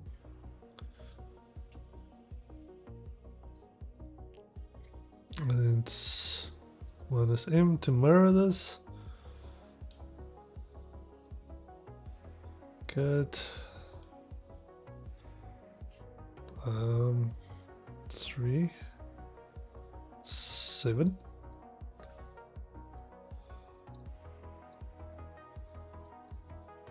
Okay, what is this?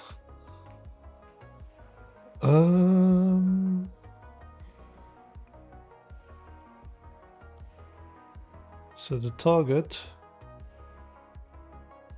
then we put the target name, target URL, admin. What is this? Can we get there?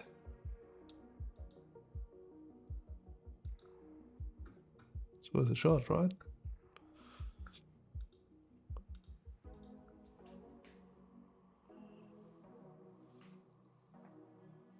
No. What about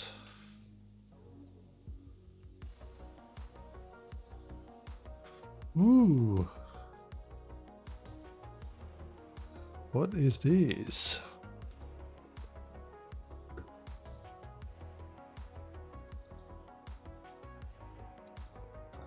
What can this be?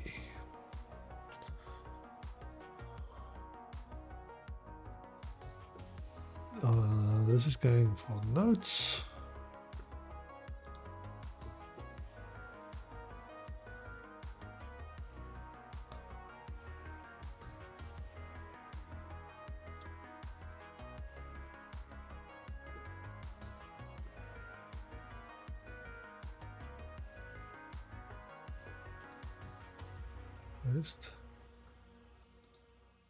List. Okay. This is a log.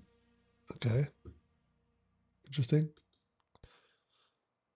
So that's it does like a database.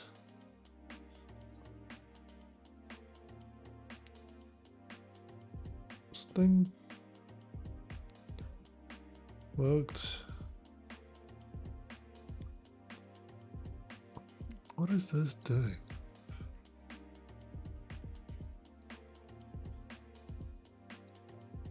Joko code breaker.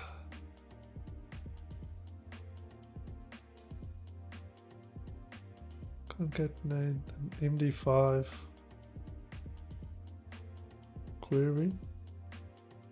Replace.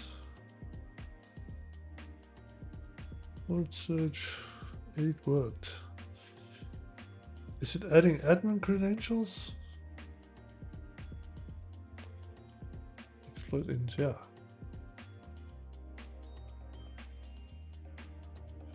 Well, is it? Do you just run it?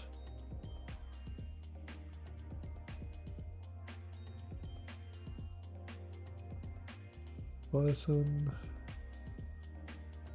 reason. Why not? Do you have to?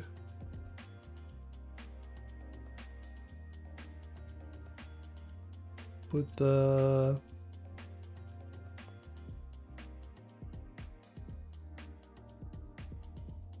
Python 3, Python 2, Python 2. Where is this line? 9. Yeah. 7, 9. Doesn't like that.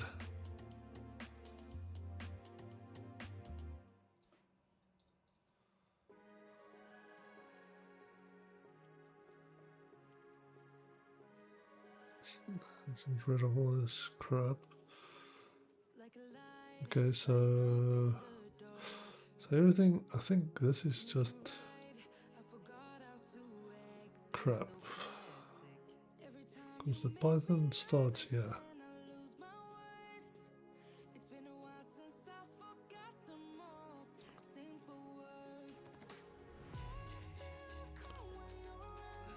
Two.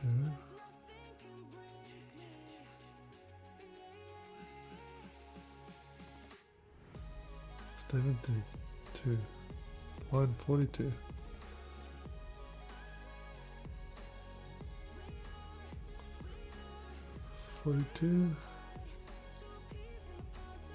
Well, this is where it ends. Okay, not like that.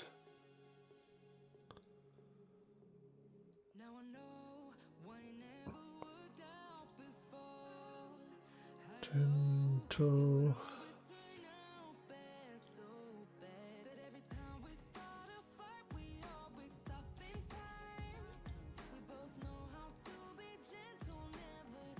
Remote RCE dot Python. Okay, keep an eye on any questions? Any questions? Please stop me if you have any questions. Oh, hi. Welcome, man. Nice to see you again. My buddy from Angola, right?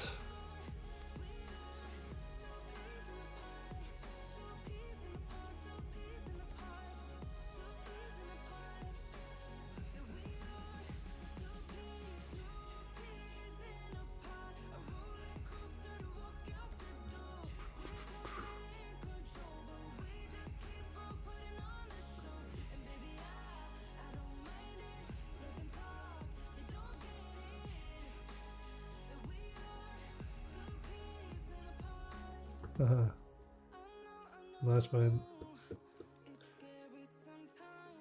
I don't know if you remember, we were pretty stuck last week, or I was pretty stuck last week. But I found a fix. If you look at the I guess the replay, I go over it. I went over it in the beginning of the stream, so I managed to find that box. Some it wasn't giving us. It's something to do with the process we landed in. Didn't have, I guess, the proper authentication tokens or whatever you want to call it. So it said it was running as net service, but it sort of wasn't, because it like gave us funny access denied errors. You had to just migrate to another process, and then it was downhill from there. So yeah, welcome to watch the replay. I know it's pretty late for you now, but I appreciate you dropping in, man. It's good to see you.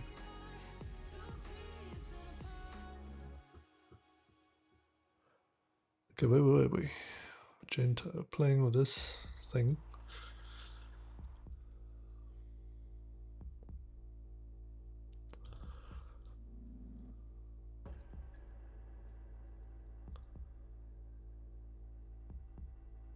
Okay, that worked. Or looks like. Okay, now I just need to change the script.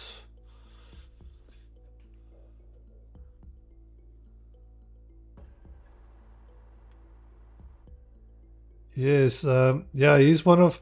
I like his walkthroughs because they're text-based. Also a big fan of IPSec, but yeah, I just find the text walkthroughs is a bit easier. Yeah, I get it. I know lots of people that that work um, late hours because of that exact reason.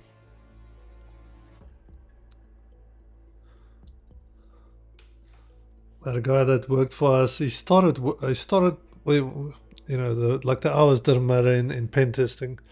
He was, I think, it was based in Australia, so he used to get up on at midnight, then work for 8 hours, and then go to bed 8 in the morning. Total late night owl.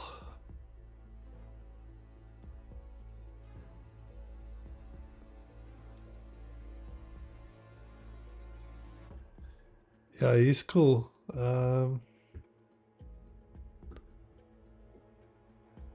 His walkthroughs are spot on. Yeah, let's yeah, if you have any questions, let me know. I'm just trying to. This is this box is called SWAGSHOP. It's a Magento web application. It's got port 80 open and SSH. And I think the Magento is vulnerable. It's pretty old. And then it's running on Ubuntu. But yeah, just trying to see if I can make this exploit work.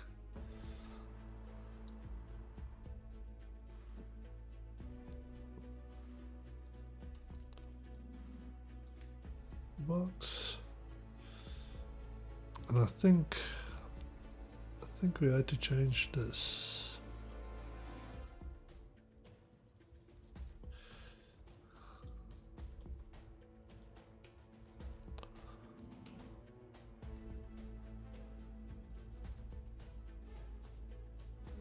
Oh, I didn't change.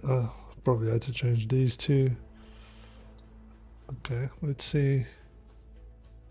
Copy.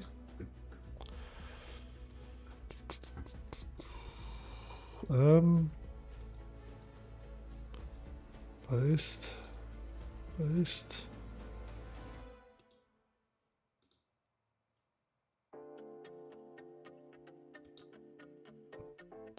Okay.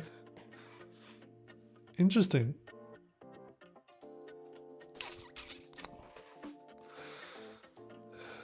Let's go for our notes.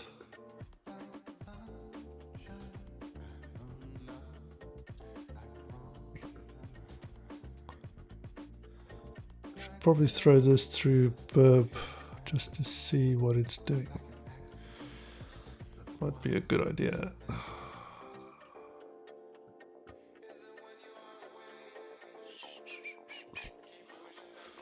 Burp.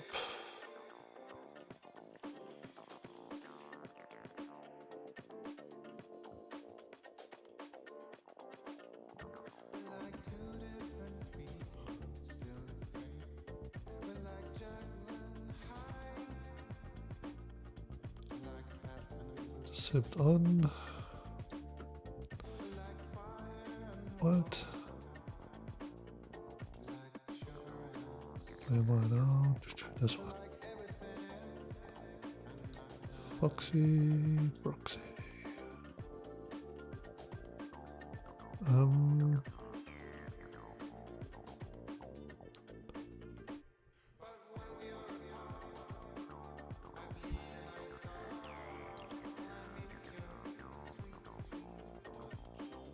Is it stuck?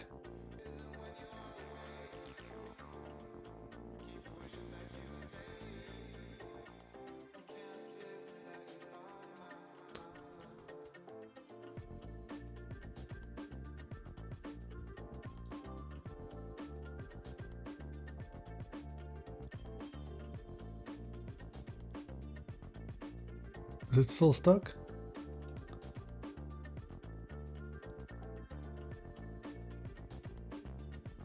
Everything looks okay.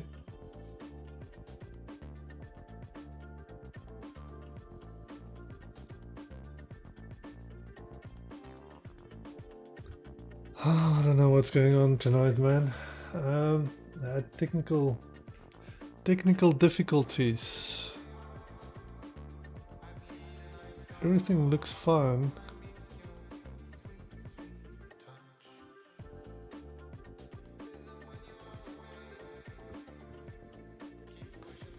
If I look at my advisory,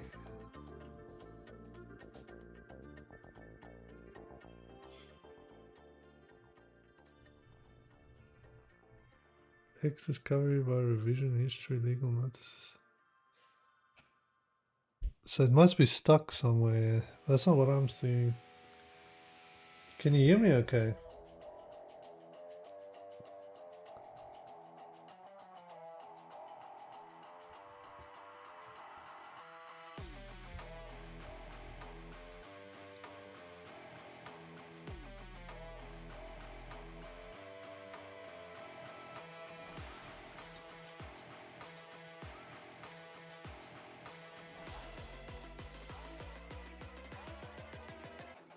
Okay.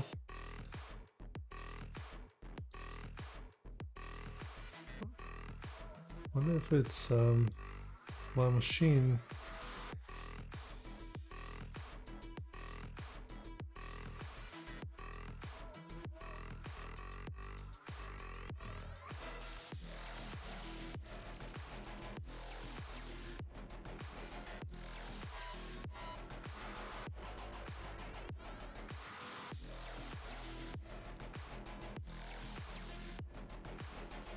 Oh, you can speak Afrikaans?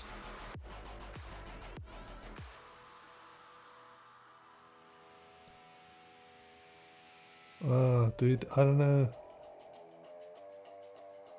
If I kill, I can't restart it.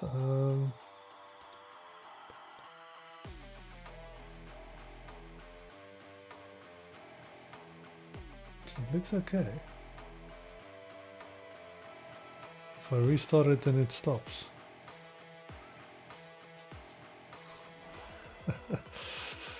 Nice. Ek het hom daar geleer. Very nice.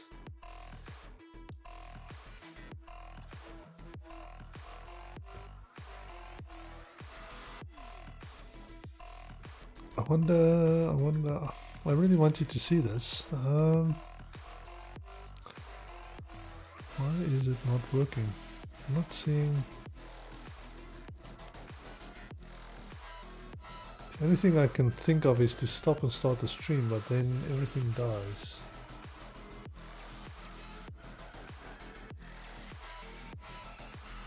What I can... I guess... What I can do...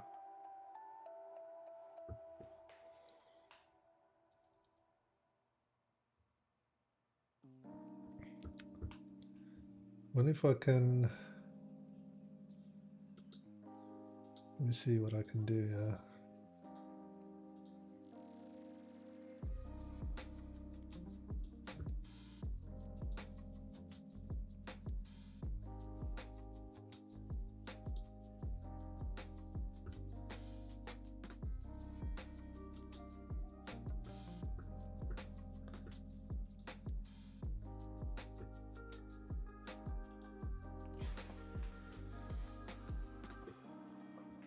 Okay.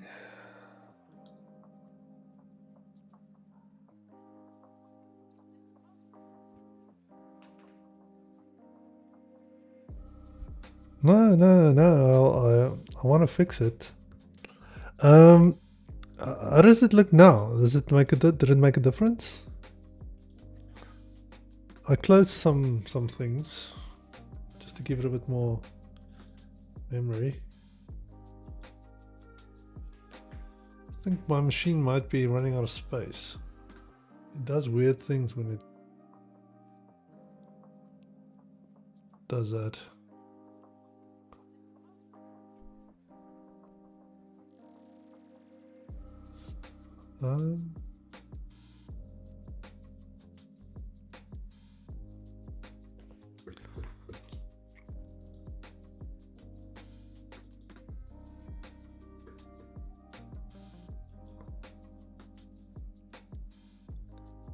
Let's see if I'm just cleaning up some space.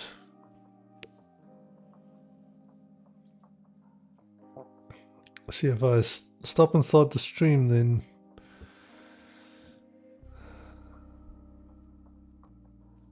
I don't know if it will work.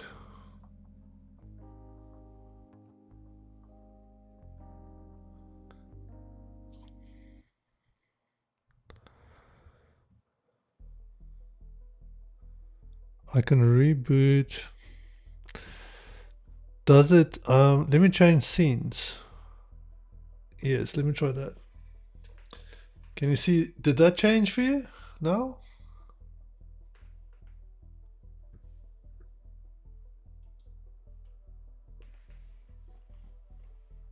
You should just see me without the screen.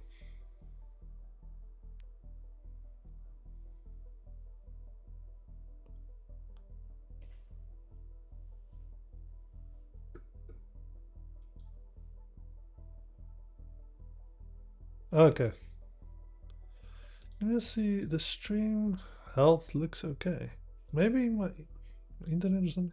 Okay, so you saw that change, okay? Okay, let's go back to the screen share. Can you see burp on the screen?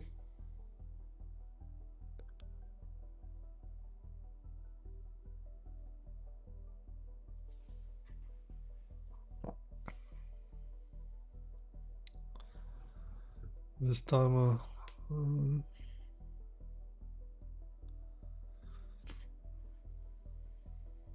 Okay, I went back to the screen share.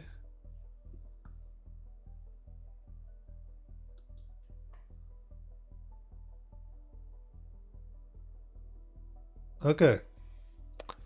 Sweet. Okay, we're back in business. Back in business.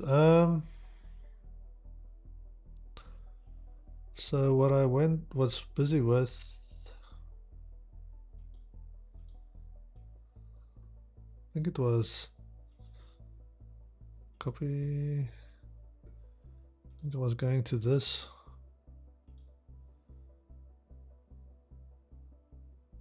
No.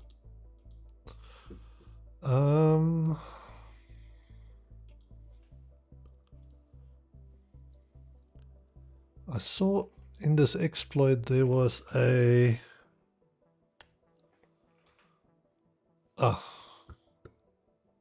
this was the folder that gave me a login screen and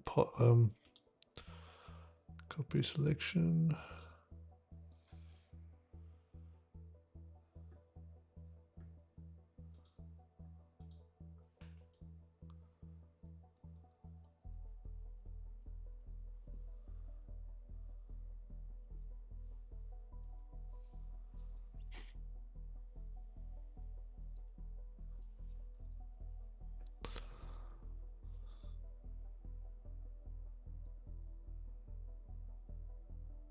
Okay. Now it locked me in to the admin panel. Okay, so it obviously still has the cookie that I got. That exploit.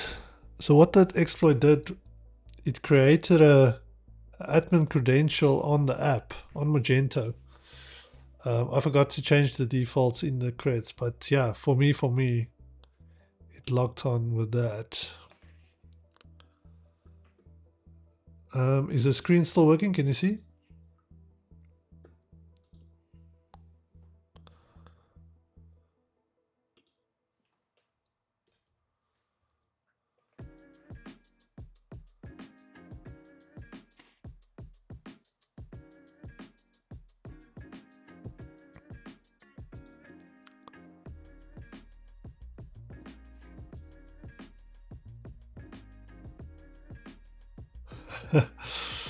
Yeah, man. That'll be nice. Awesome. Okay, so when I did search exploit for Magento,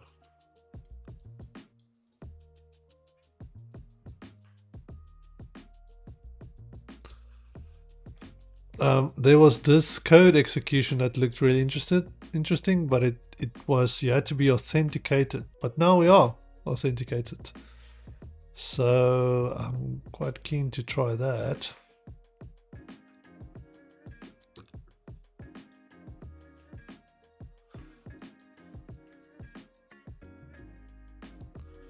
Exploit mirror.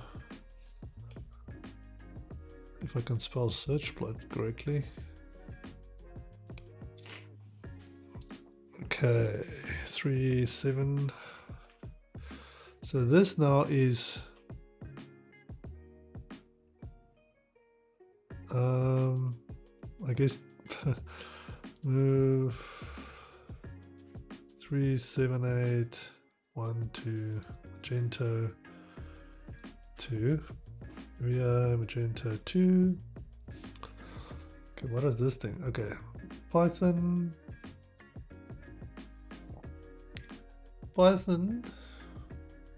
then the target, and then a command. As easy as that.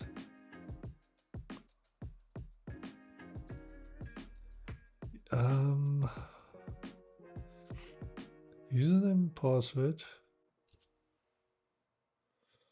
Okay, we've got that. Function system. Okay, so that's obviously running the system function. You can pass it through burp. That's nice.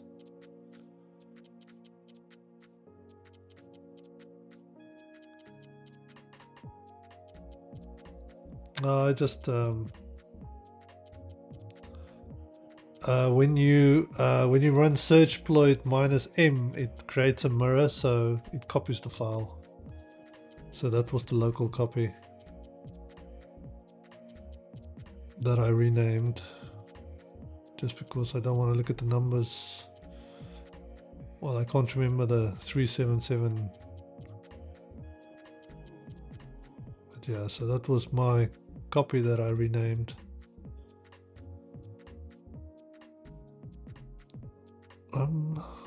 So what is this?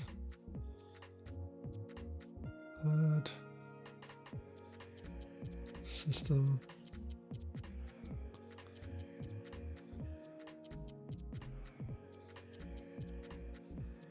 This needs to be the exact date. I think we had access to that file. When I ran nuclei, it gave me something interesting.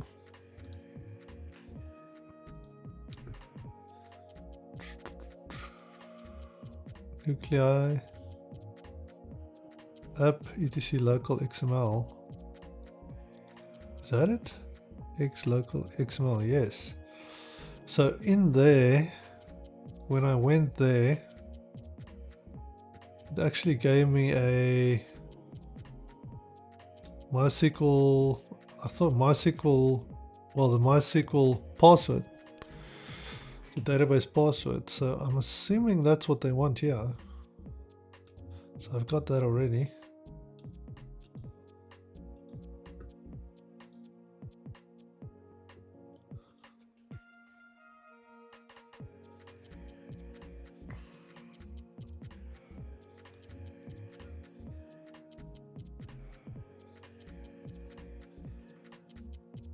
Okay.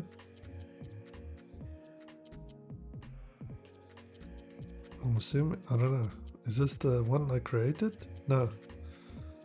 It's either for me or I guess the one I stole. Oh well, it's not stole, but I think it's this. For me. Because that's what we create. For me.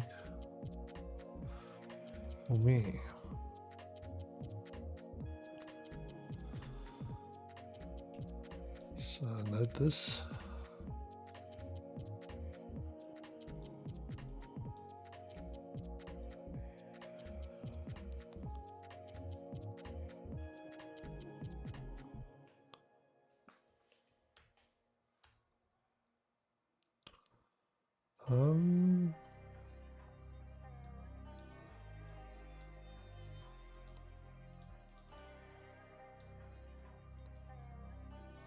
Okay. Why is it not copying?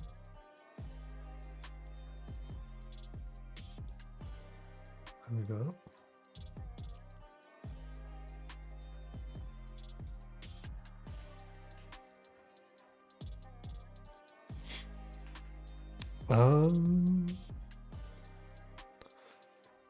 I should be able to Python. It's going to be Python 2 again.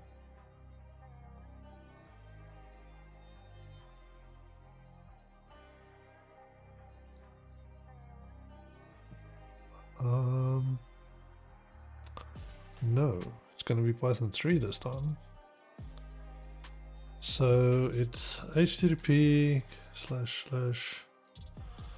SWAGSHOP .HaxrByte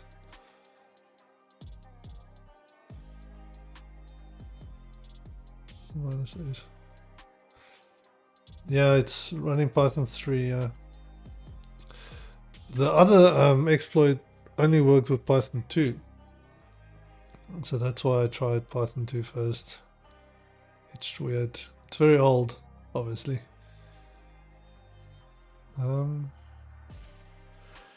Uname -a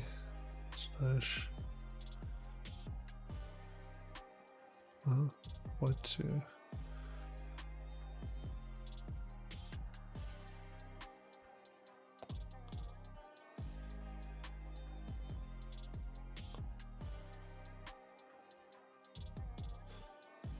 $is.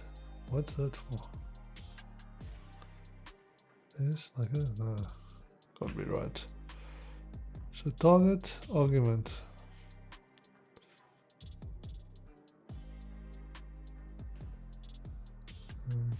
Say, I think it's just like that. Doesn't need to be escaped.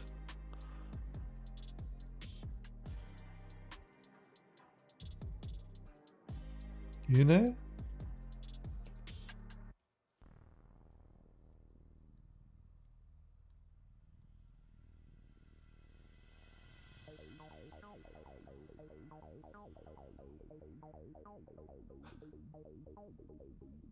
Uname is just the uname command on Linux.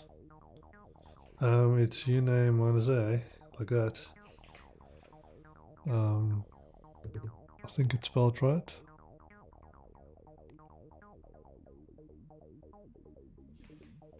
Let's see if we can push the script through burp.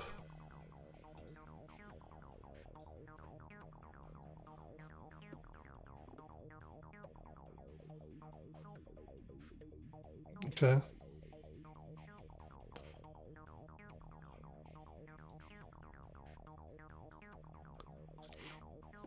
See, Python,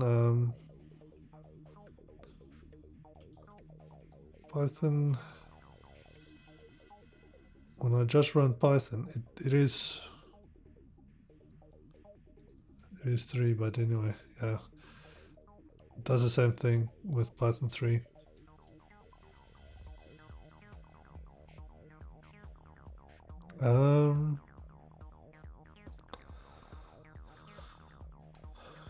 See if we can push it through burp.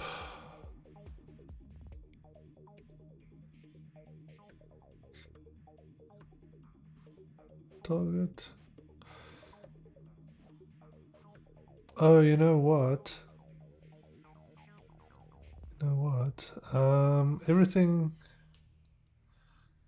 Everything had a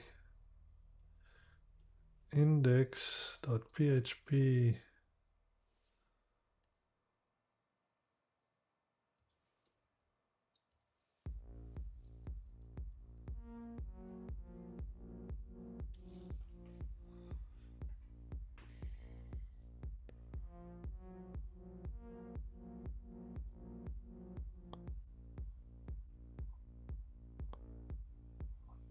Do I need to? Maybe it's just like this. No.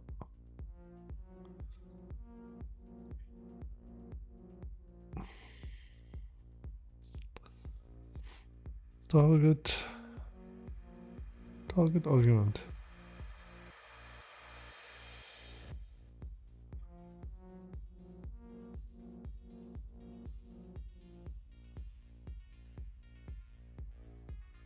Let's do this.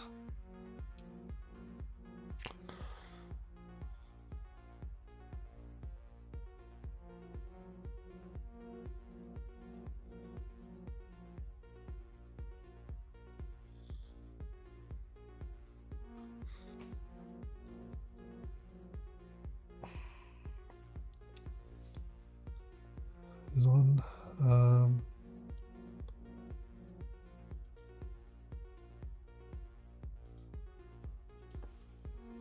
See.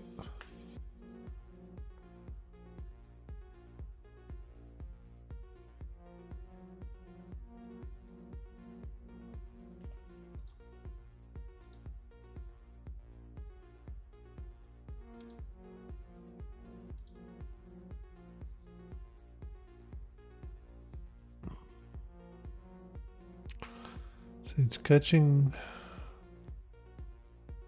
not catching that.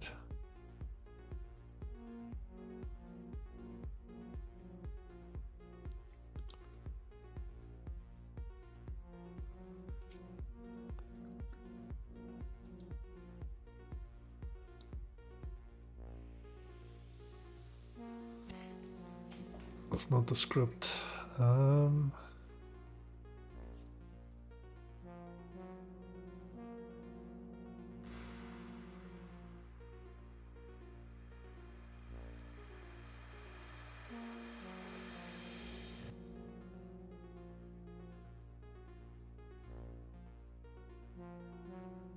Localized port HTB. For me.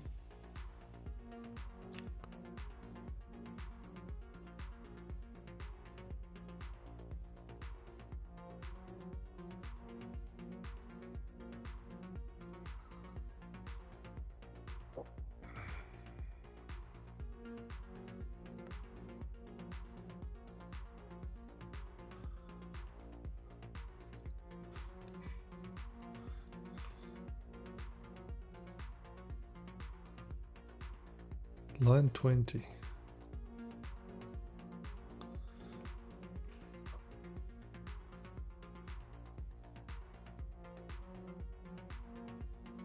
This.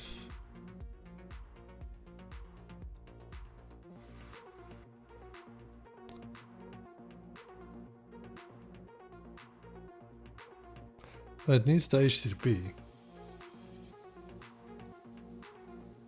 Like this. HTTP.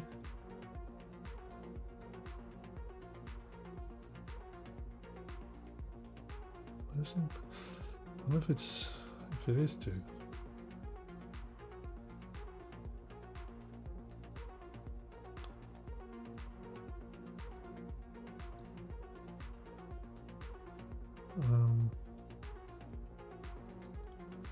Virtual environment. How do I do that again?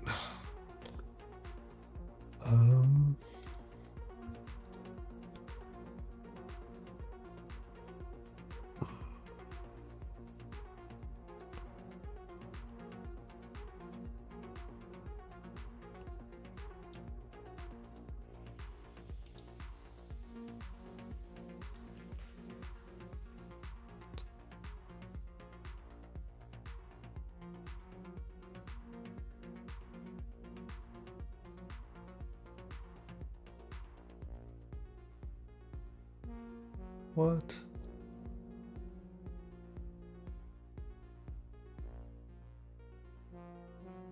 Okay. Then it is. Oh, come on. Source. My. Python 2 and activate. Okay. Virtual environment, and then Python.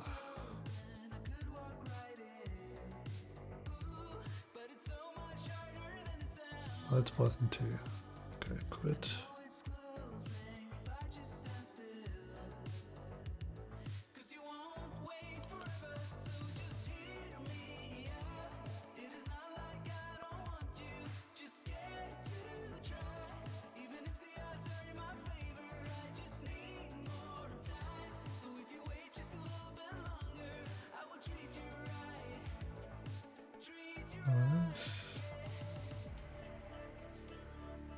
Okay.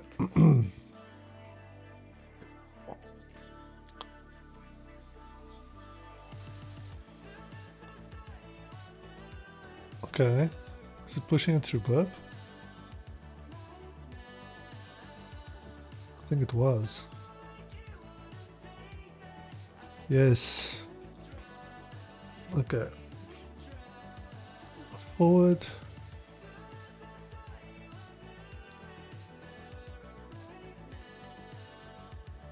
Send to repeater. There we go. Push. 200.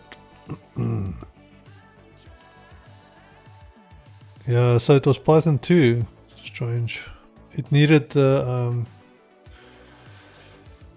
mechanize module. So what's this thing doing now? Did it run it? Did it run it?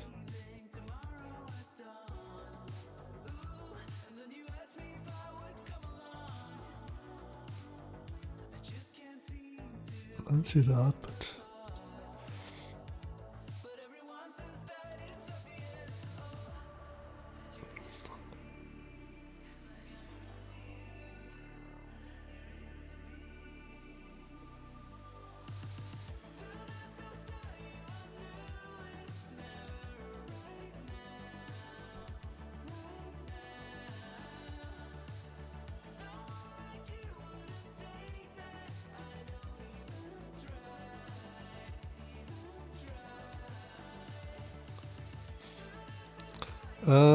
No control matching login password.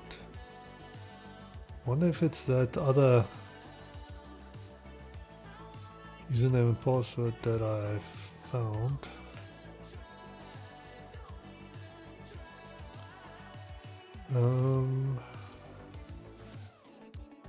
Let's try that.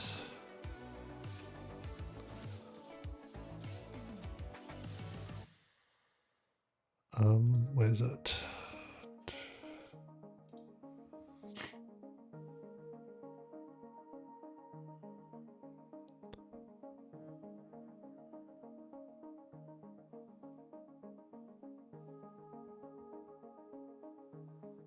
Root.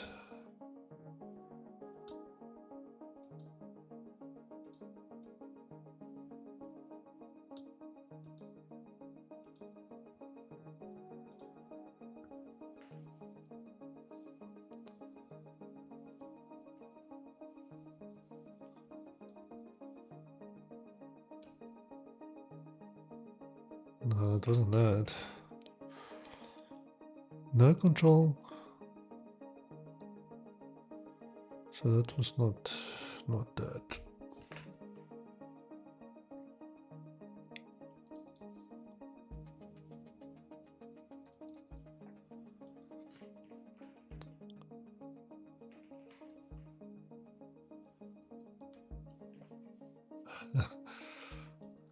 Where am I? So it's the manganese. What is this error?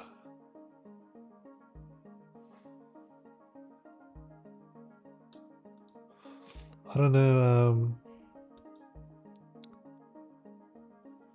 Manganese. That I don't know that module.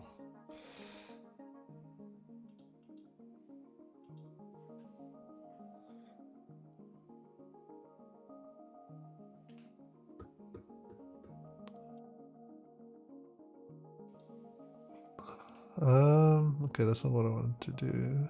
Just do this.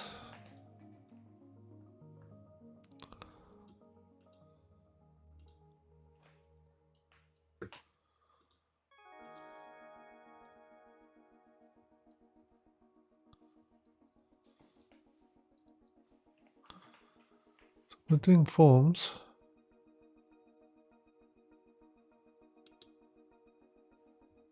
SWAGSHOP exploit.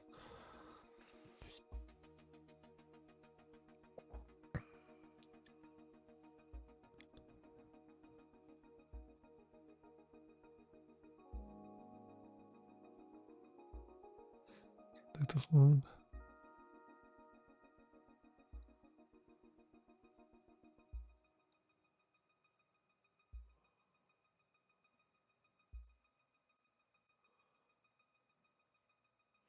I know.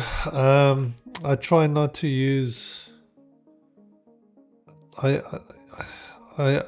do the same in my day job, but I try not to do it on live streams. But I guess for errors it's okay. So you can just go ChatGPT. I'm actually close to looking at the walkthrough anyway, to be fair.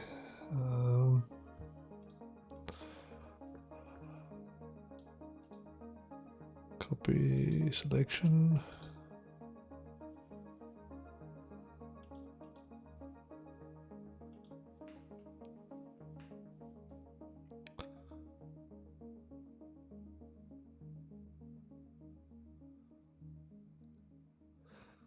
Cannot find the input field in the current form.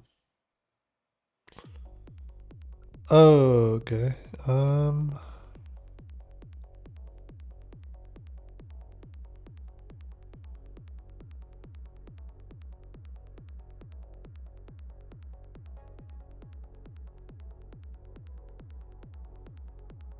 So it might be different.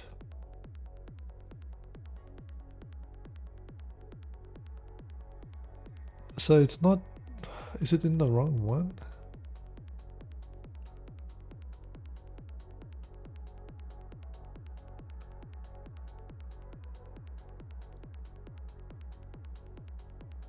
No, but that's right. That's where it is. This is where the admin is.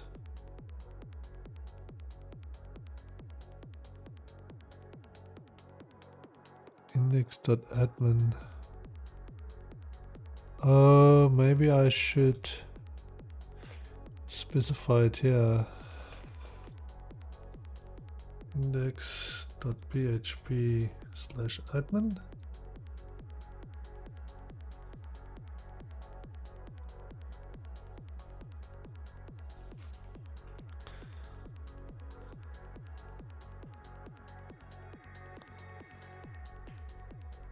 Sure, man.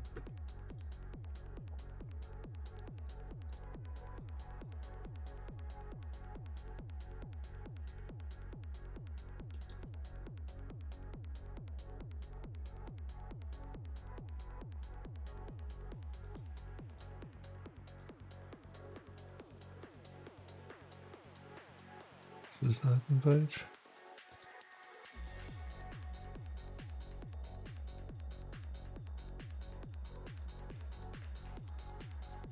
Admin. It doesn't work.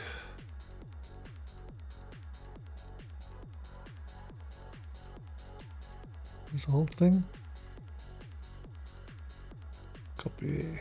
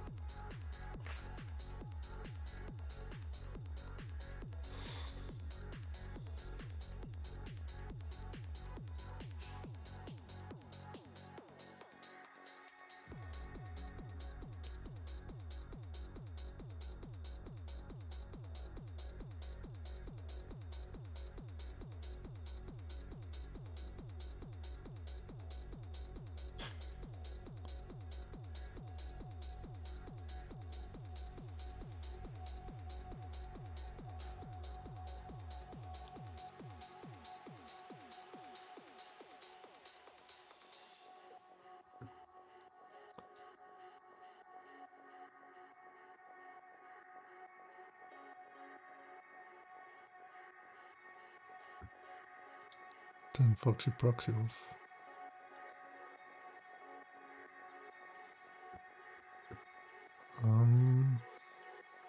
Intercept on.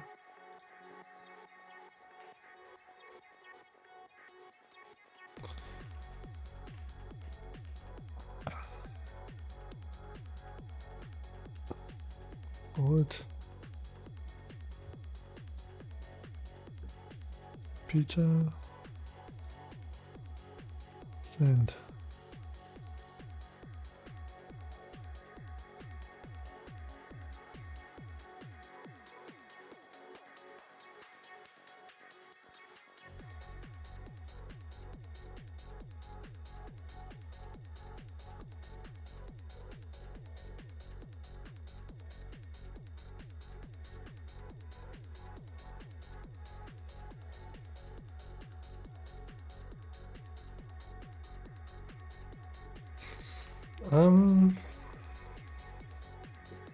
Crazy stuff.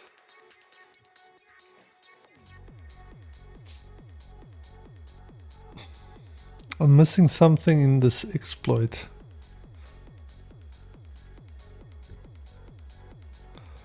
Let me initiate the ghost replay protocol, and then just to get over that hump, then we can finish this box.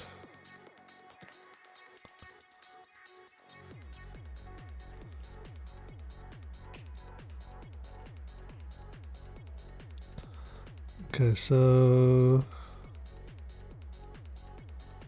search exploit, that's what I did. RCE, that's what I did.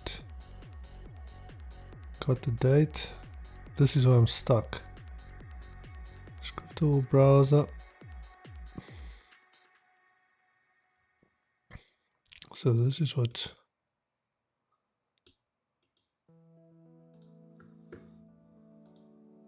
This is what's not working.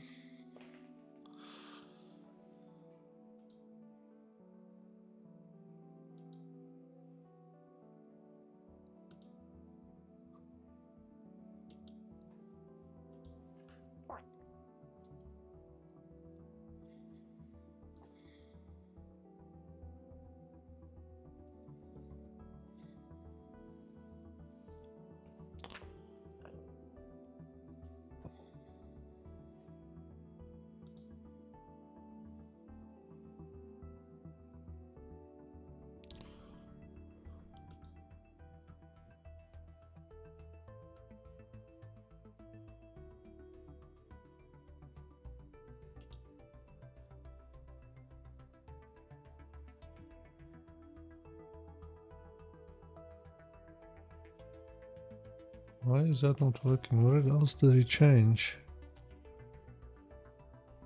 Rename. 3 fields. Username.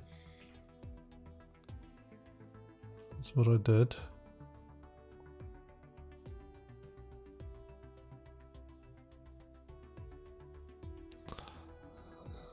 That's the problem I had.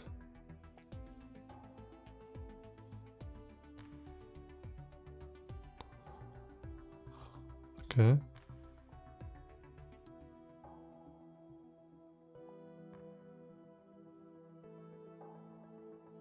So it should work. Right. Maybe if I use the correct target.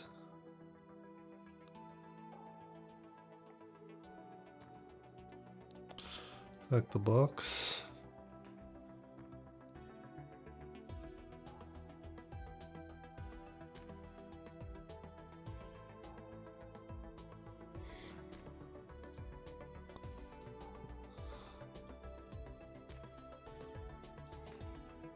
Try the IP.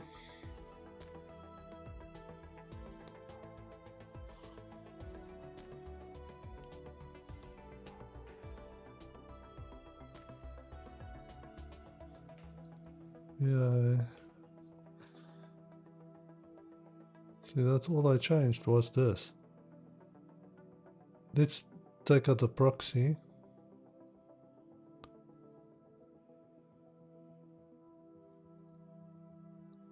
Um,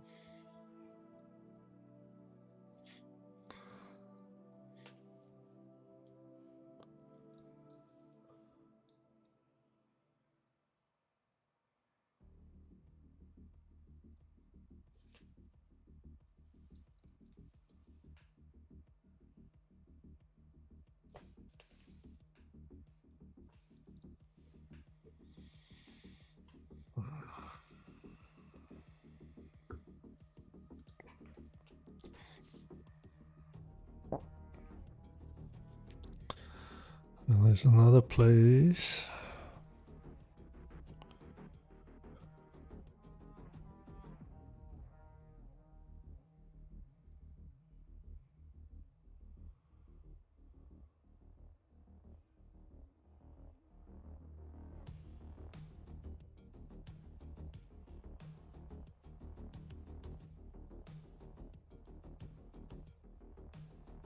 Downloader. Did I get downloader?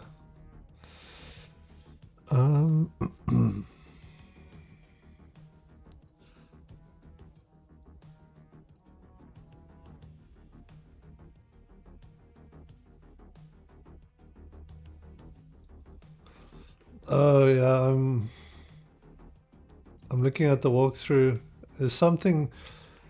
I'm running the exploit correctly, but for some reason it's not working for me. There's only those 3 places that I had to change. Let me show you. So there's the script. There's the script, and there's the only that. And that's what I added. And then you run it like these. Well, not, you run it like this.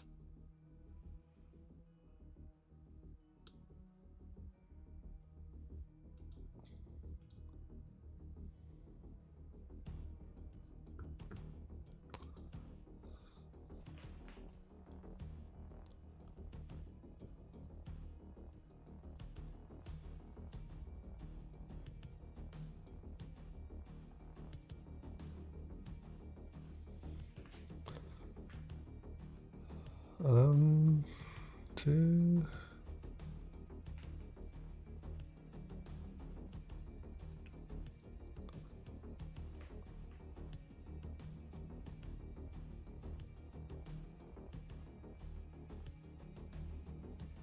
Huh?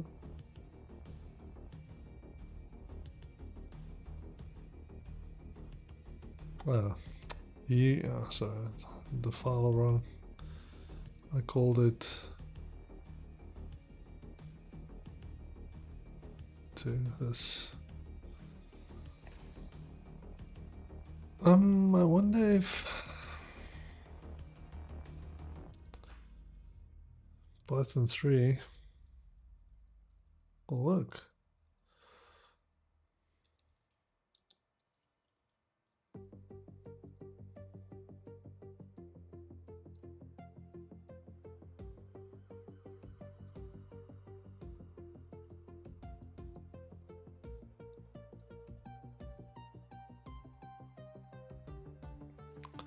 There, Python 3 works.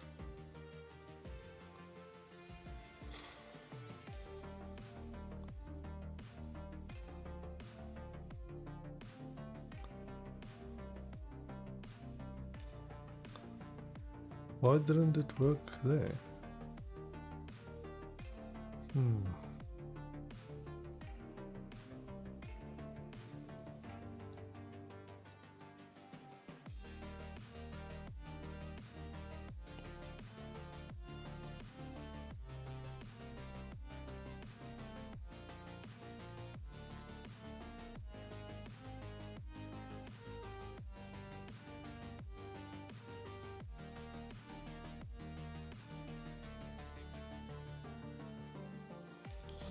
Python 3, it keeps on having a problem. Missing parentheses, yeah. Definitely Python 2.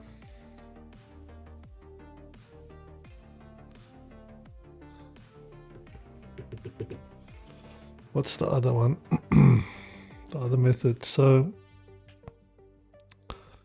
downloader. I didn't even find that folder.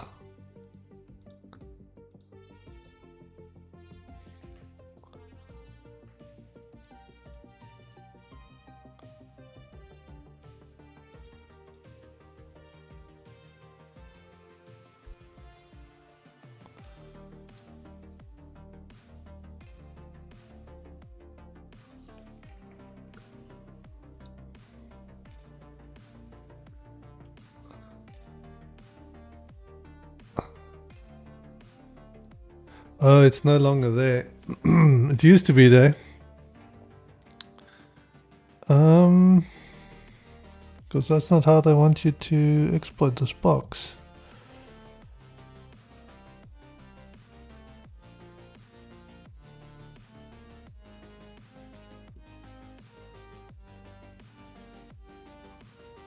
Let's run this.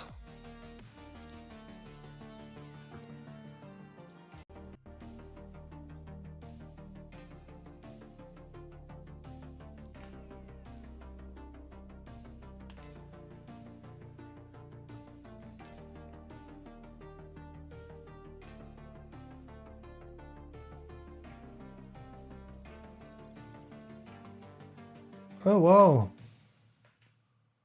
Hi. How are you? Awesome, awesome. Hey, Slowwalk, thank you for the raid.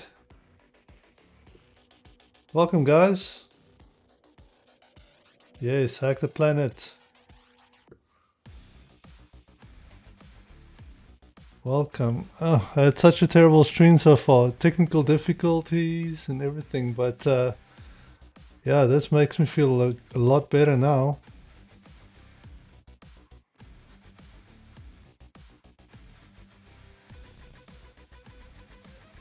Who else is here? HaxrByte, are you here?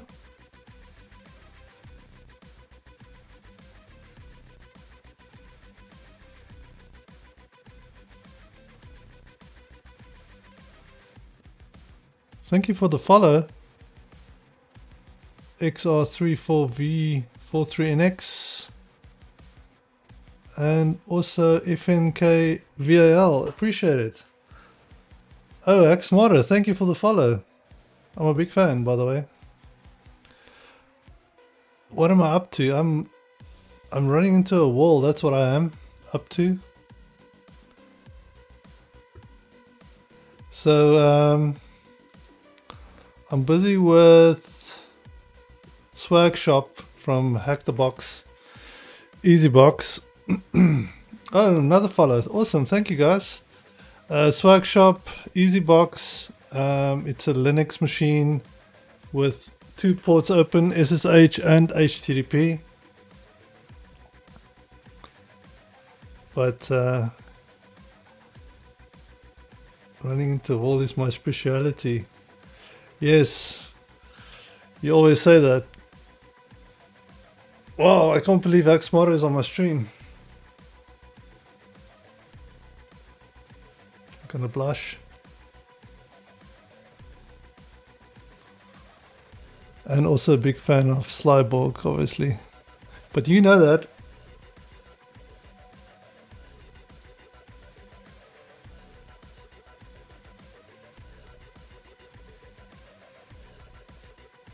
What shell is what? FNVal? FNKVal? Which shell?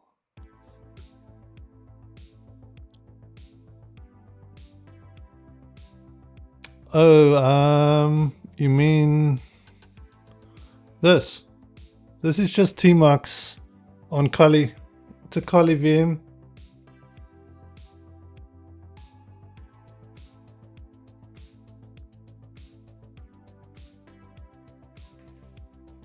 It's just a custom prompt.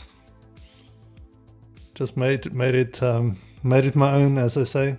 So currently running a virtual environment. I had to spin up a virtual for Python 2 to get this exploit to run. Oh, thank you. I try.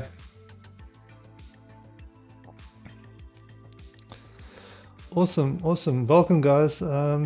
This is such a nice surprise. Any questions? What were you guys up to?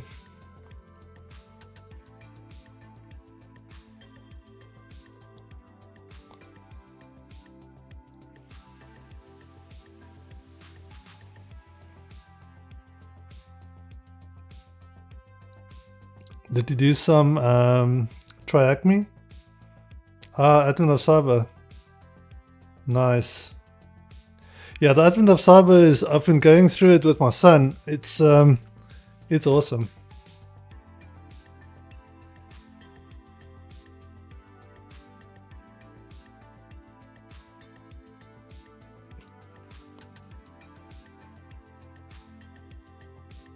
Oh, nice. Nice. I think I caught your stream this morning, HaxrByte. Yes, I did. And I caught your stream Slyborg last night, I think. Yeah, it's awesome. I watch you guys all the time.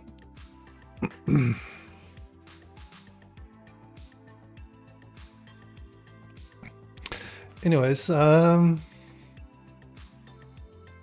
completely lost my train of thought, to be fair. So I was, yeah, I was looking at, I was running into a wall, but I think it's because there's something wrong. See, the boxes I started off with were very old, and I believe some things aren't working anymore that is supposed to be working. I guess open up the exploit and look at line 55. I can.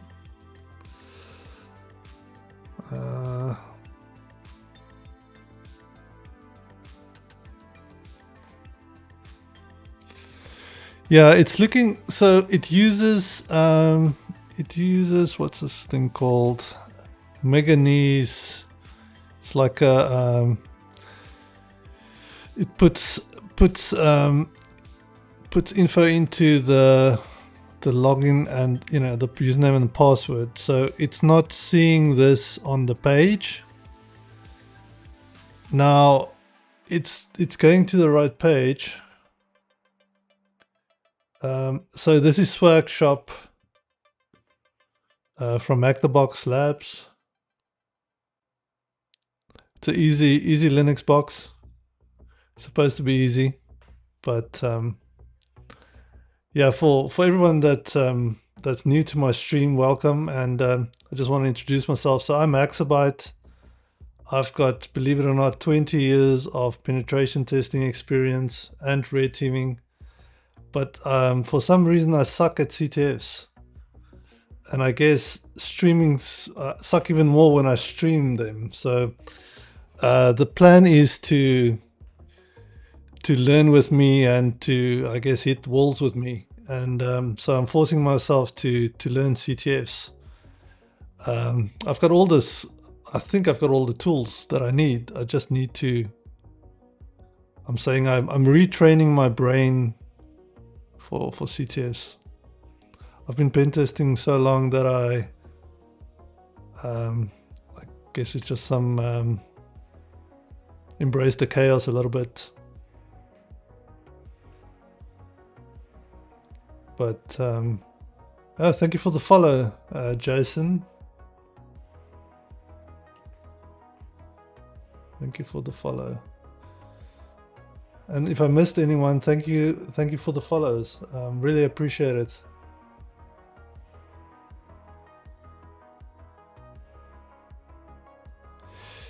Yeah, the thing, this is the weird thing. Where is it now?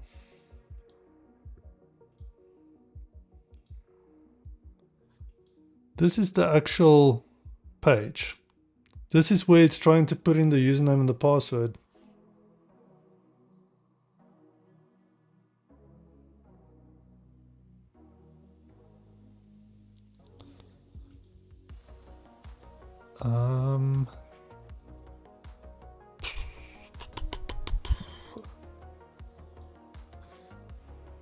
So the second one lets you specify key value. Yeah. So it's supposed to, Manganese is supposed to push the logins here onto this page, and then it does. Is this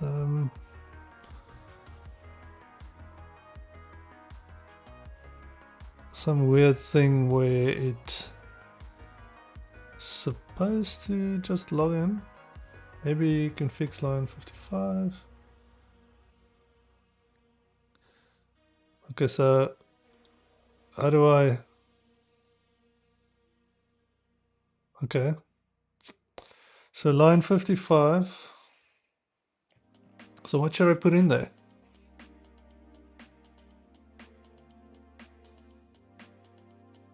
Find.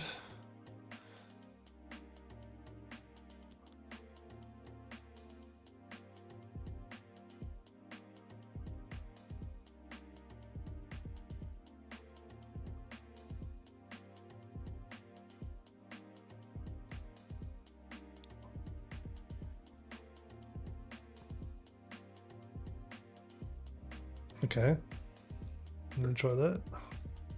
I can't copy directly.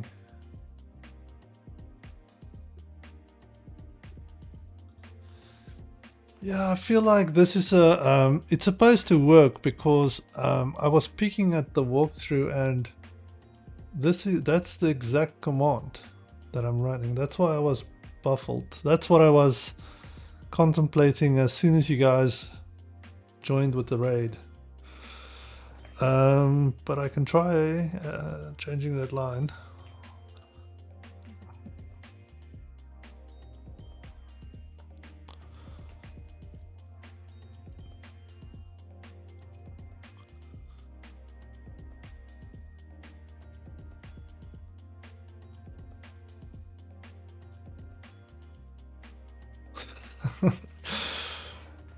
Naughty bot.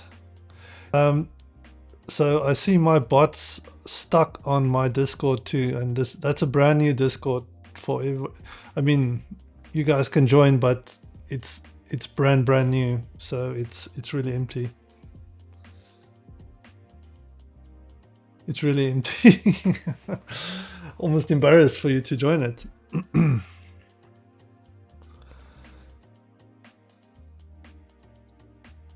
Control name login.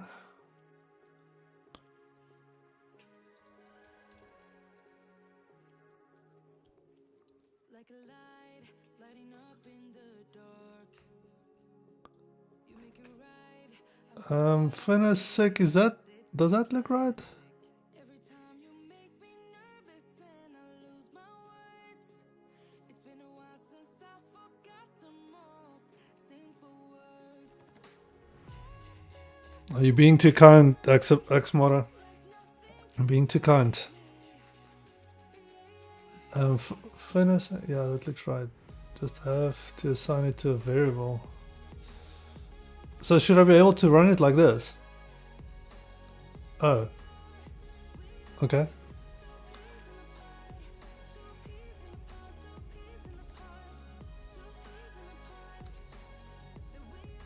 Like this? No, not like that. Username. Like that? Okay, spelling mistake, sorry.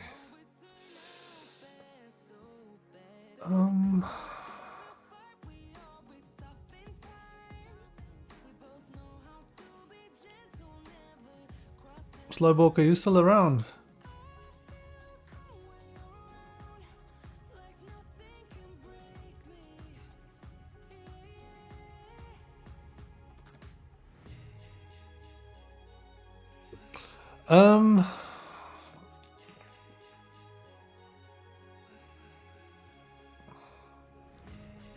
Yeah, I don't know Python that well.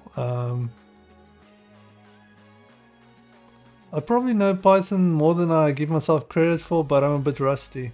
Ah, cool. No, I just wanted to know if you're still around. I was just curious. Slowball. Phonosec. Yeah. Sorry, what do I need to do? I mean, I'm blind here, man.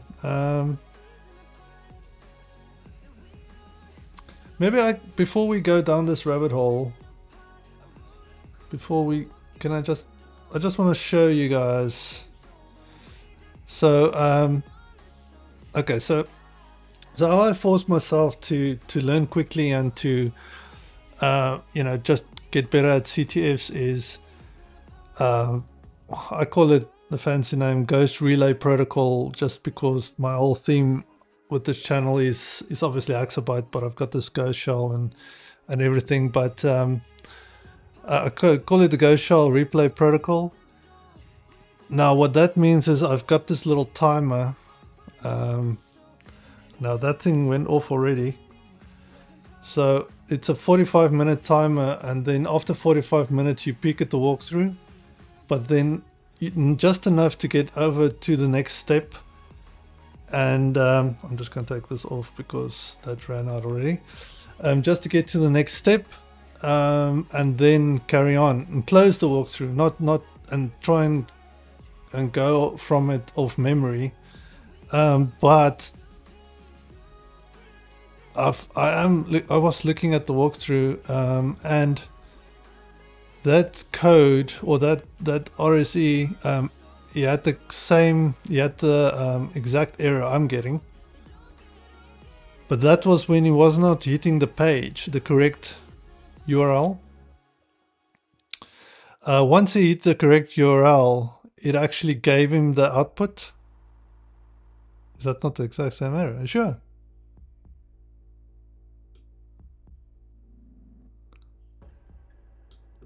Okay.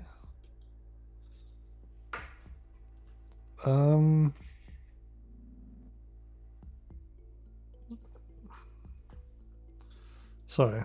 It's not that I don't believe you. I just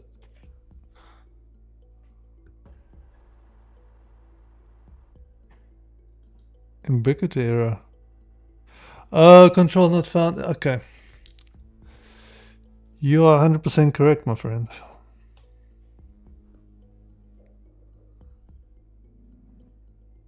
Okay. So, where were we? What do I need to do? so I'm still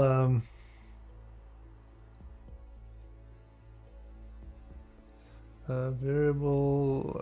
I just need to catch up. Variable equals before.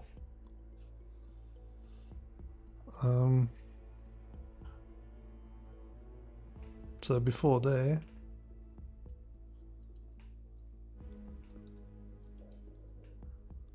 Variable equal.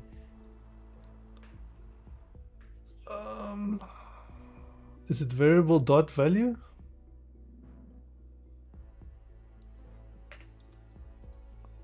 Like that? Username?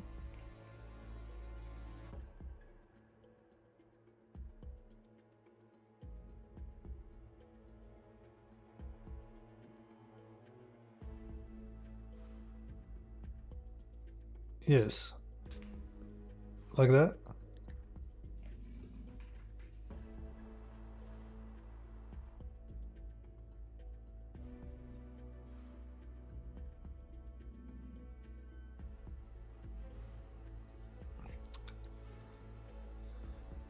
Yeah, I'm not okay, but I've got that entry there.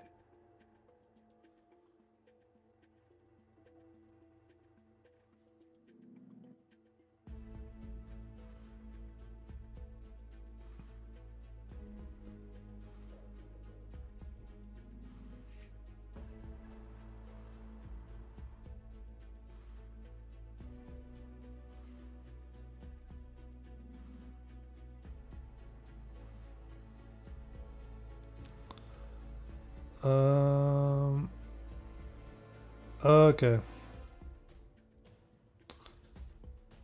So like this.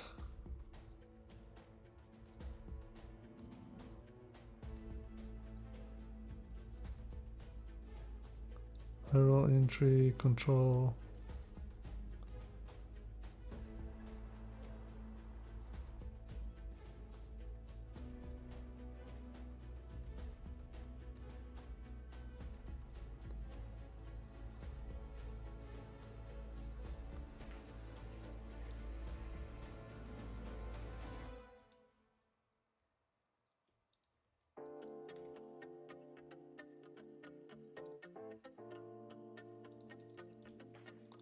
Like that.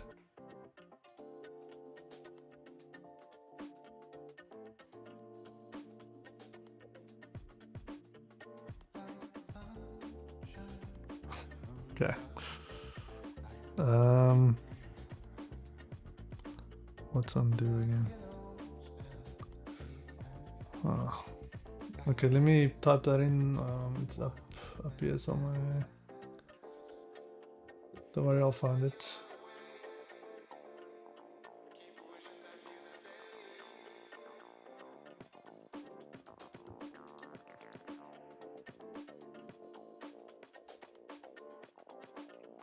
I've got it, I've got it.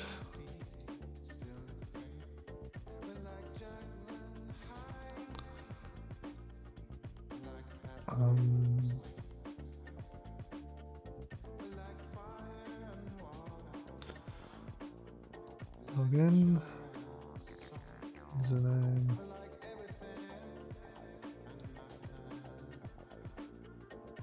Come on. 0.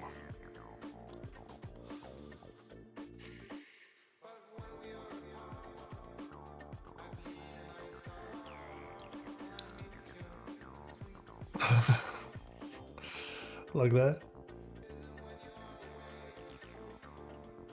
Yay. I'm so smart now. You are the smart man. So this will work now?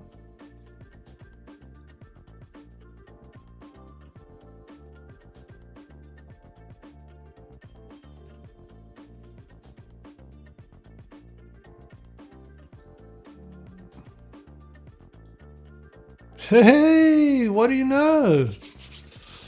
Buddy, that's impressive. I wish I knew what you did. I'm gonna reverse engineer this script when I get off the stream. Thank you very much. I appreciate it.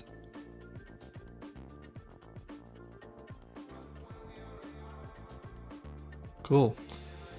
Okay, so I guess now we can run commands.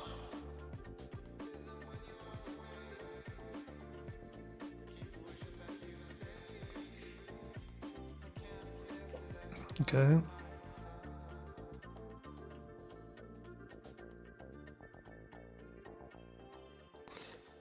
Okay.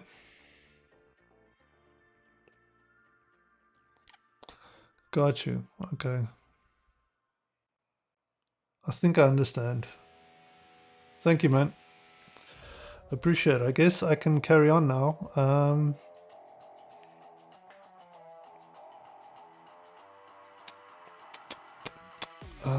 What now? So, who am I?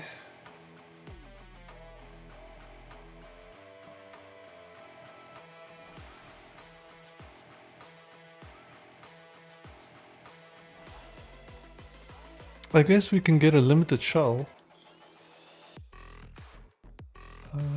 Which does that netcat on? No need netcat, but yeah.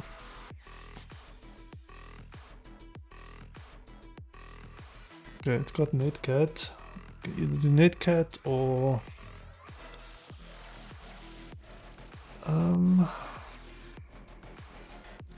just like a plain old NC.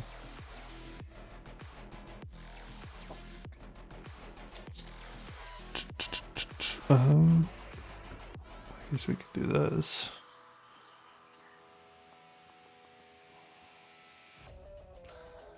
LVNP.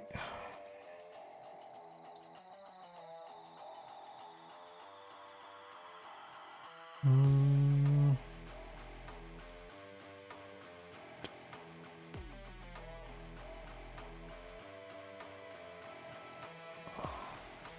Why am I tripping?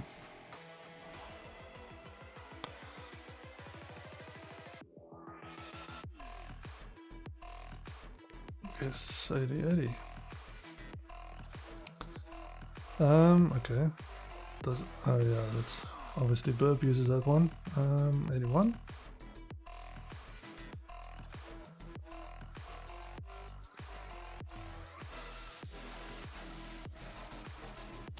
Push.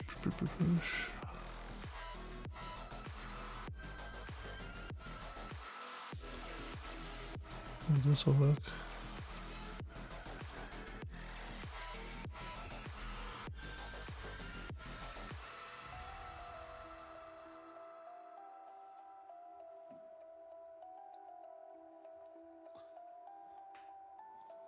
One.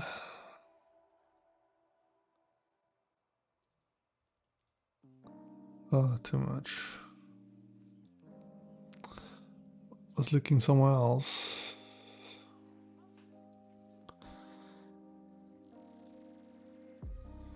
.10.10.14.9.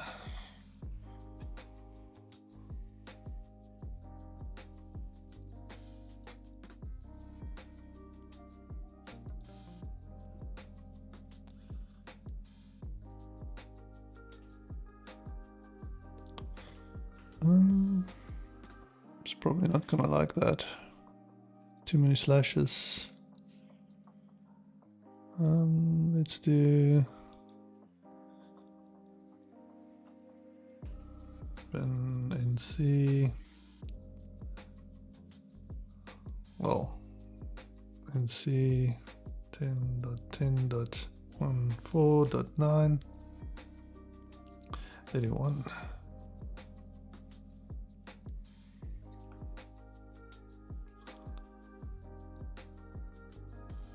Yes, we got a shell. I should actually. It's better than. Let me do it a bit better. Next, kill this, and then what is it? Then I can do NC minus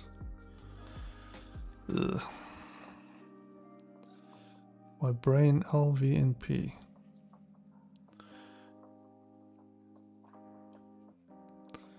LVNP. BNP 80, 81.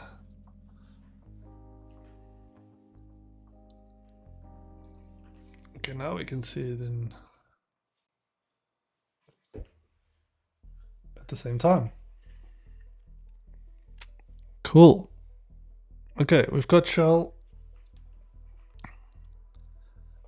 Let's see what we got. Yeah. No.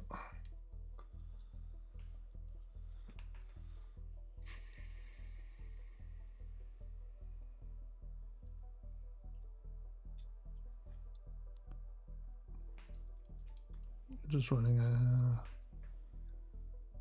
not the happiest shell in the world.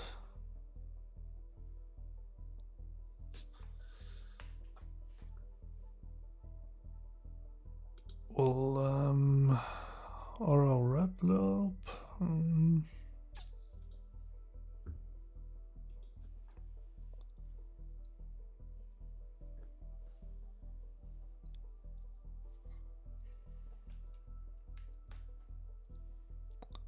Oh, come on. Do it.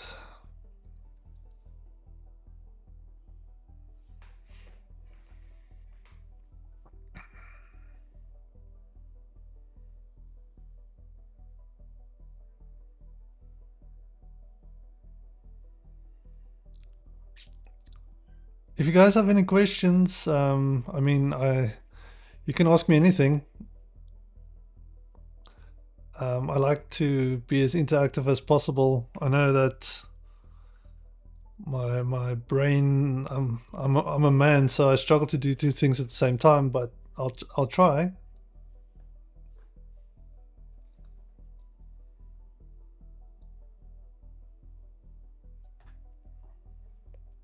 If you have any questions.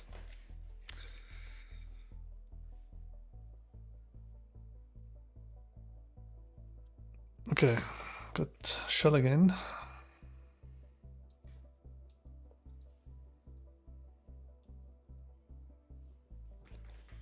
Is it just slow or is it just a crappy shell?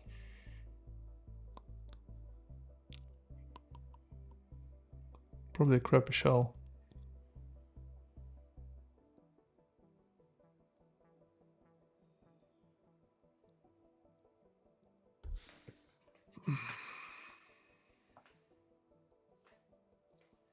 It's going up and down.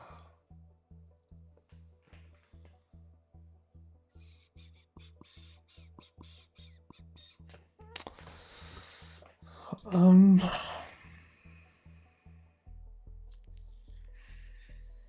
of this. Make it stable.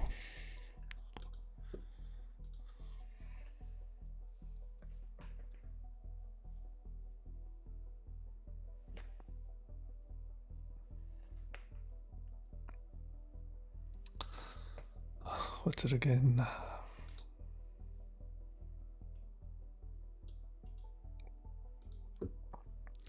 This little, so I'm building a little cheat sheet just so that I can remember the basic things. Oh, don't help. Oh, it's not happy. It's not happy. Okay, let's see. I still have the walkthrough open. So yeah, what was interesting, I was reading this just before you guys joined. So there was another attack vector that they actually disabled, it seemed. A download path that doesn't exist anymore. Well, that's fine.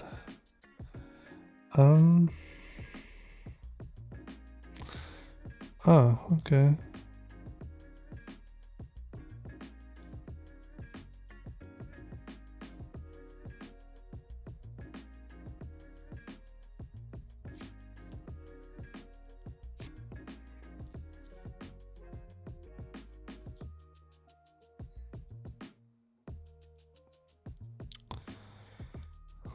Why?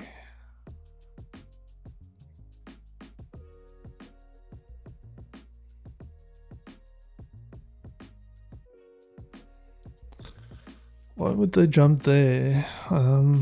What's the reason?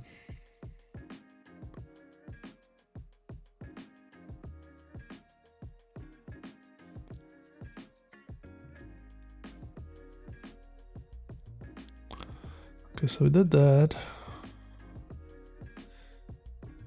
Remote code execution, that's fine.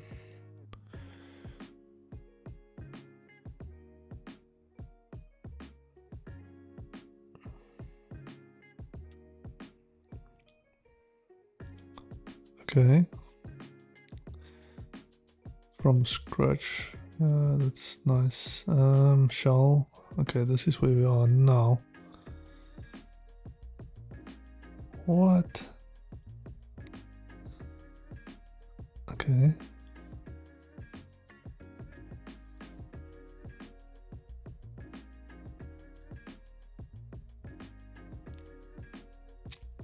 So okay. So I should be able to get... My shell is just broken.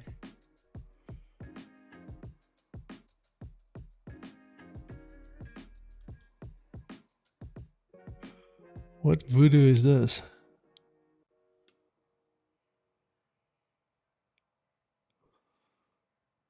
Guess we can try it.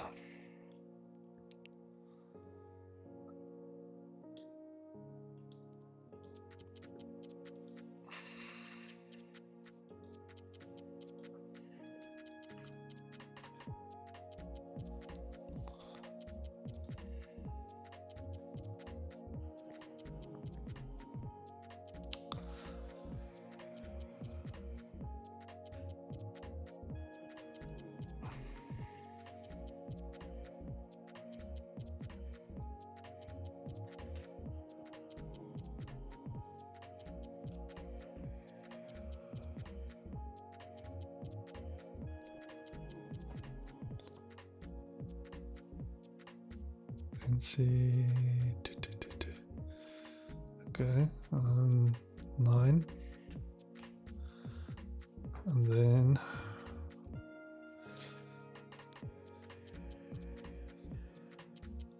okay, then we need to listen on, well, 9 and 1.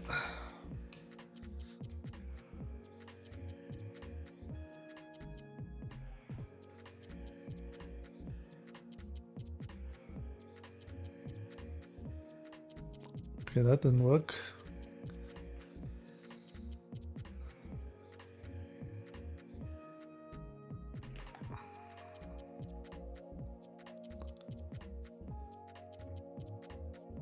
I wonder.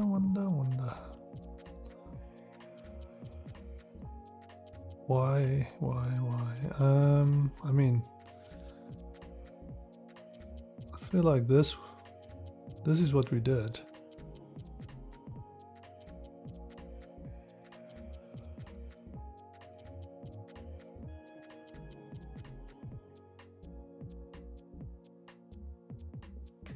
Yes, so that works. But why won't anything execute?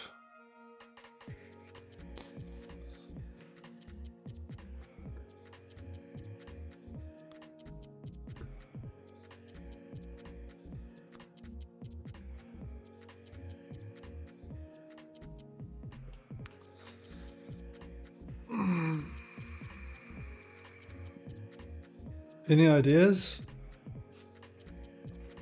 Chat?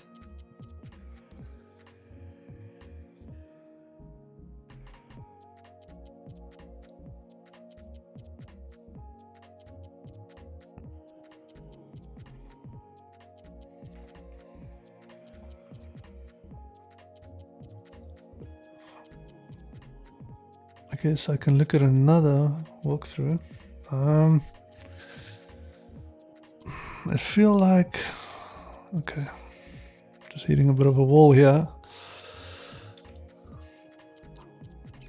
It's not the stream I wanted HaxrByte to join. I'm just joking.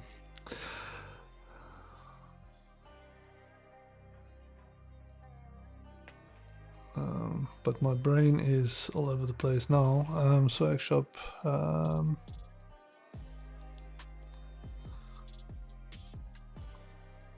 I don't normally look at walkthroughs that quickly, guys. Just for the record. Just, yeah. I feel like I can probably see when things should be working. I guess. I don't know what the reason is. I just... Okay, SWAGSHOP. So we did the port scan. That we did.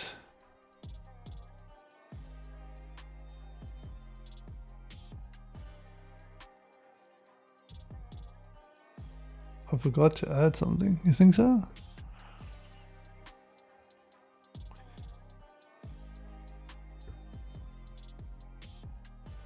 You mean on the listener? No.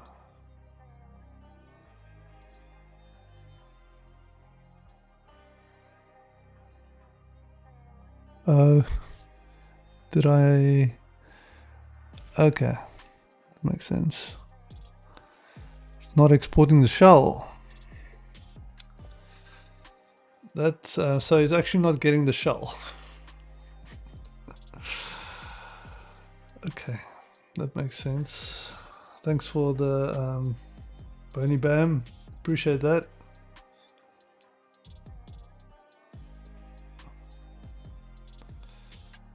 I guess bash will be cool.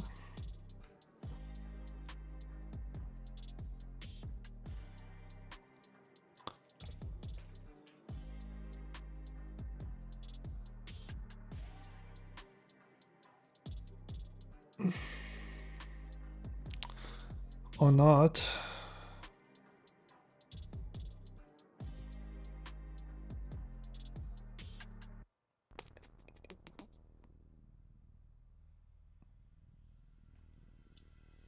Does it have? It might not have it, eh?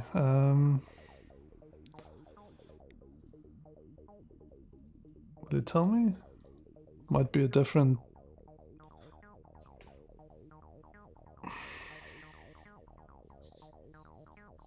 No, it won't give me all of that.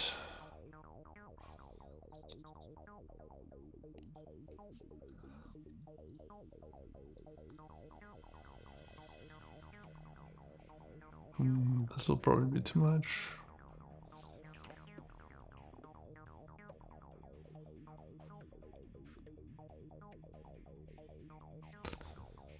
Let's see. Push.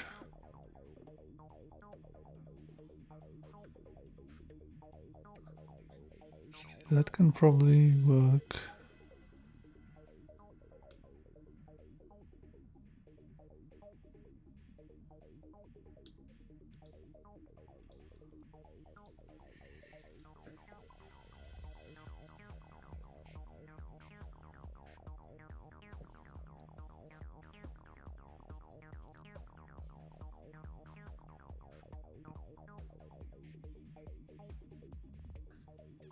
Let's just be careful where I put the single quotes.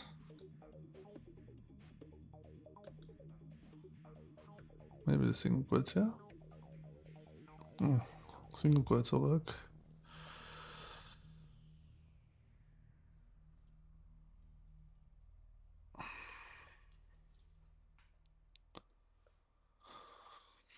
See if this works. 10.10.14.9.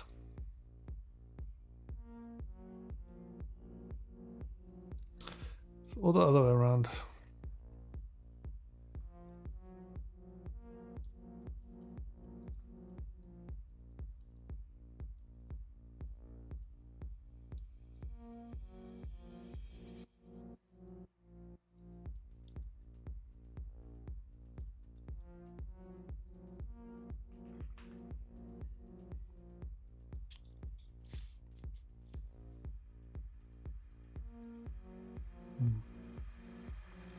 Back to this. So if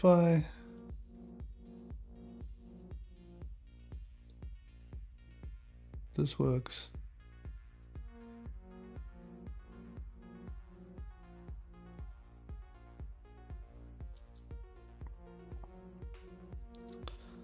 Okay, that works.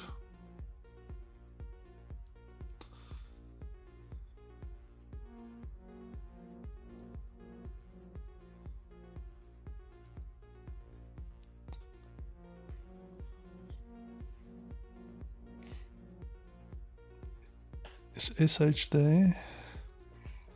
Is bash there?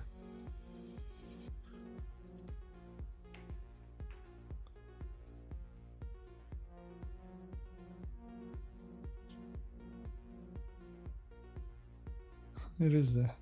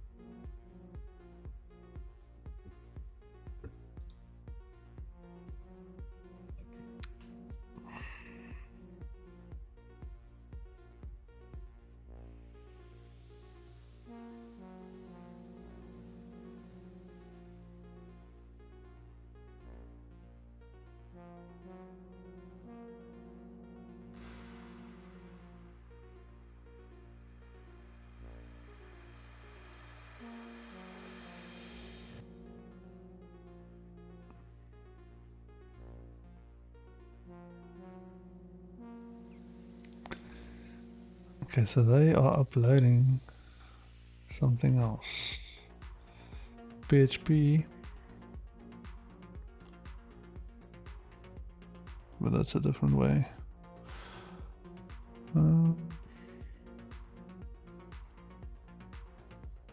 Okay.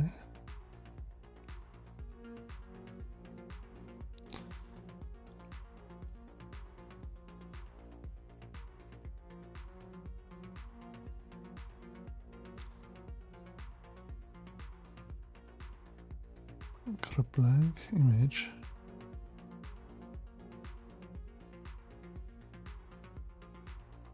Okay, we can try this. It seems like it's very similar to this though.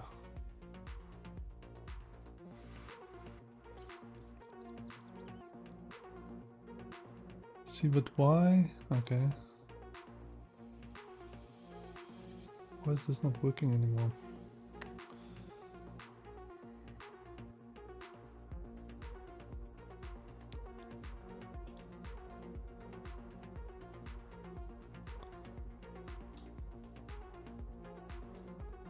Copy.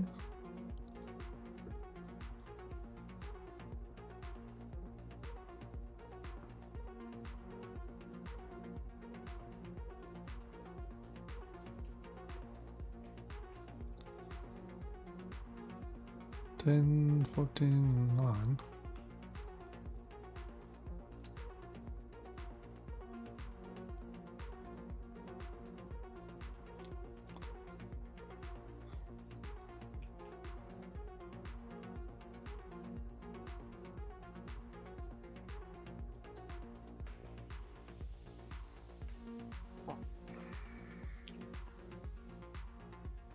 Why is this not working?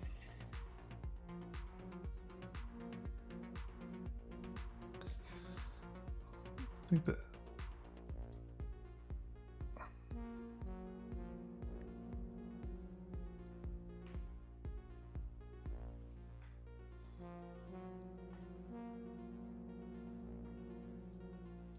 Let's see.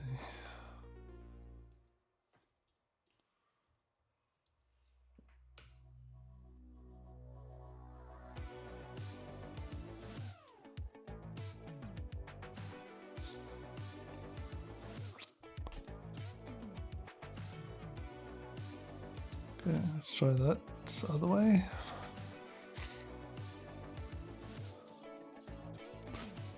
So we can log in here.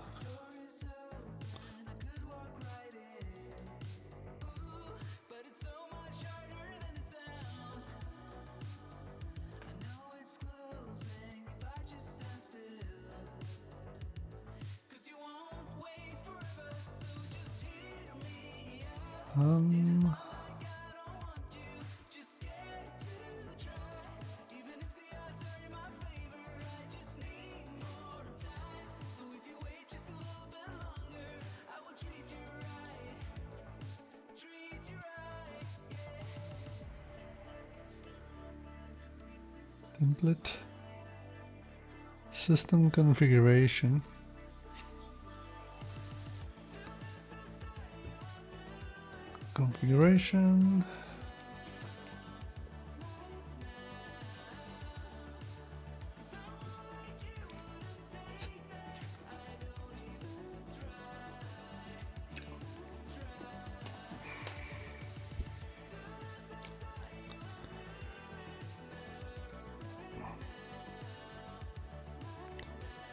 advanced developer.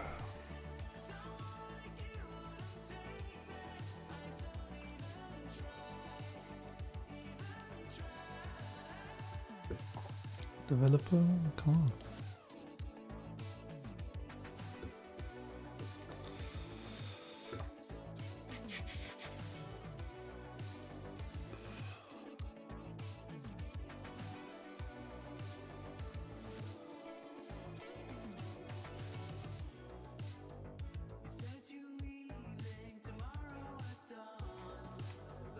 Sorry, just I'm coming down with a cold.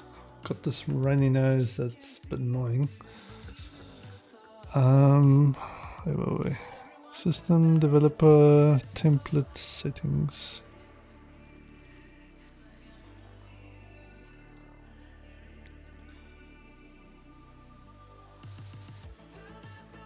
Developer.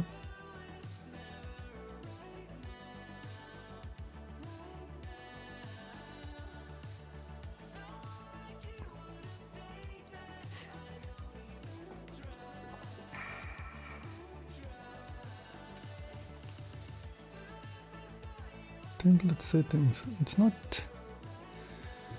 Oh, this is general. is it not doing developer?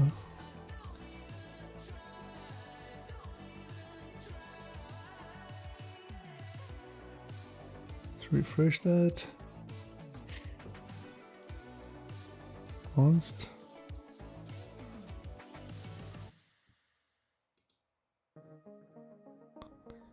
Okay, maybe it's just slow. Developer. Advanced.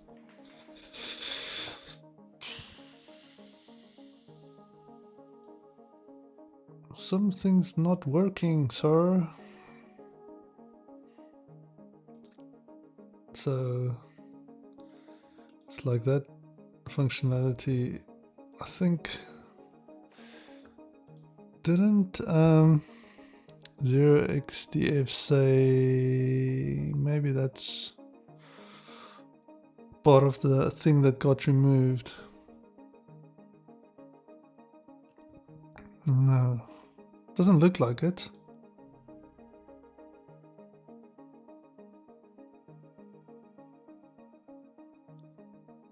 Hey, awesome. Thank you for the follow, Motown VT.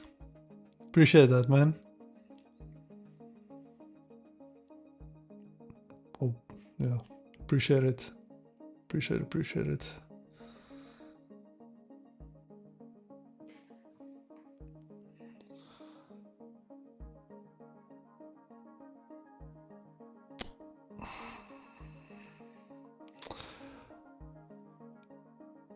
I try and stream every Thursday from Eastern, 8 p.m. Eastern, 7 p.m. Central. If you want to join next time again. I guess there's a bit of overlap between some of my favorite streamers. But yeah. You can always join me when you're done with the cool kits.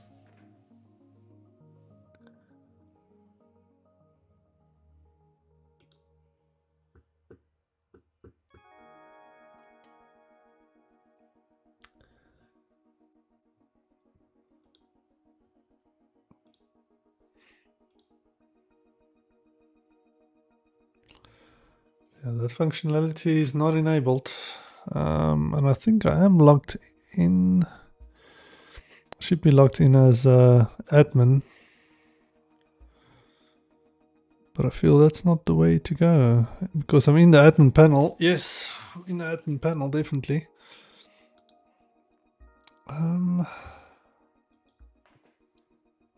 Wonder why.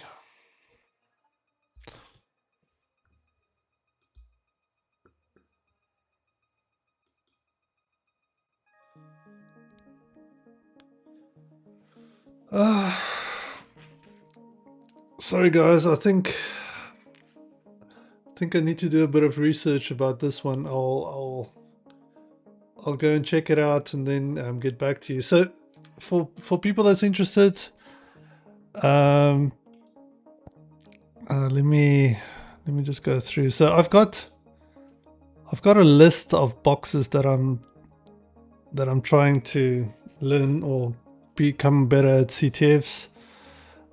So I've done a couple, you know, some very easy ones, and then I'm moving down to I guess a bit more involved. But yeah, trying to relearn the hacker brain, transferring.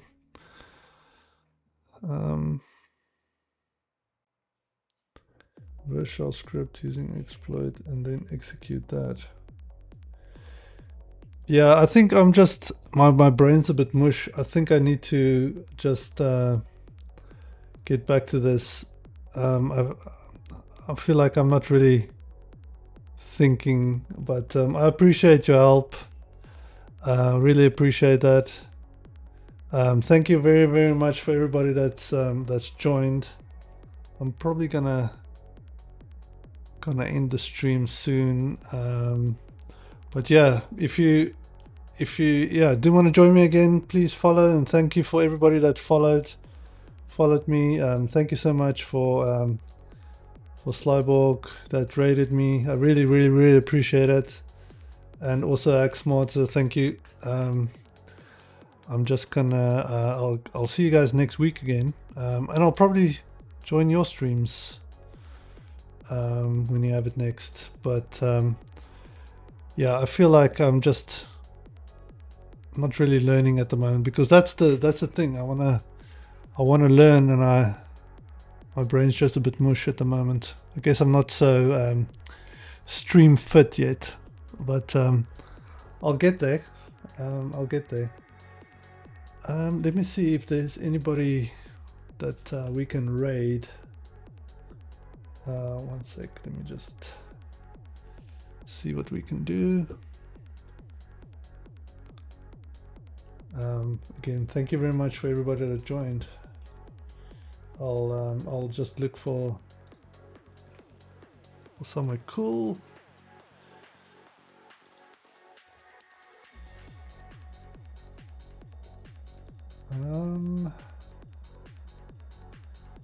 Let's see who's on. There's nobody on. Nobody on.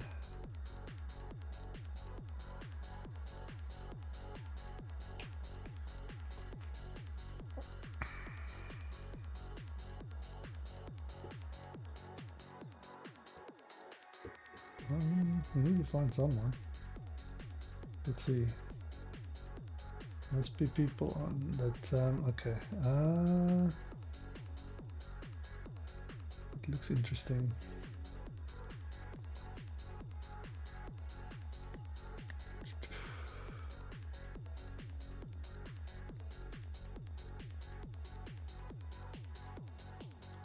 What is this? String? No. Any suggestions? There's some game dev that looks interesting.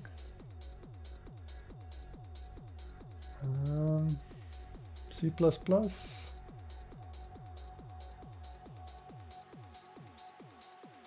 Advent of code could be interesting.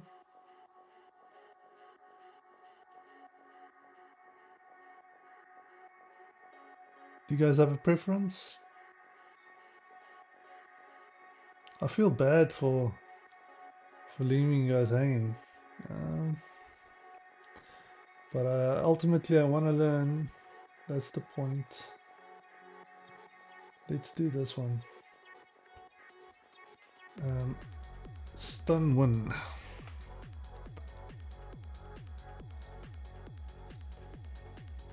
Which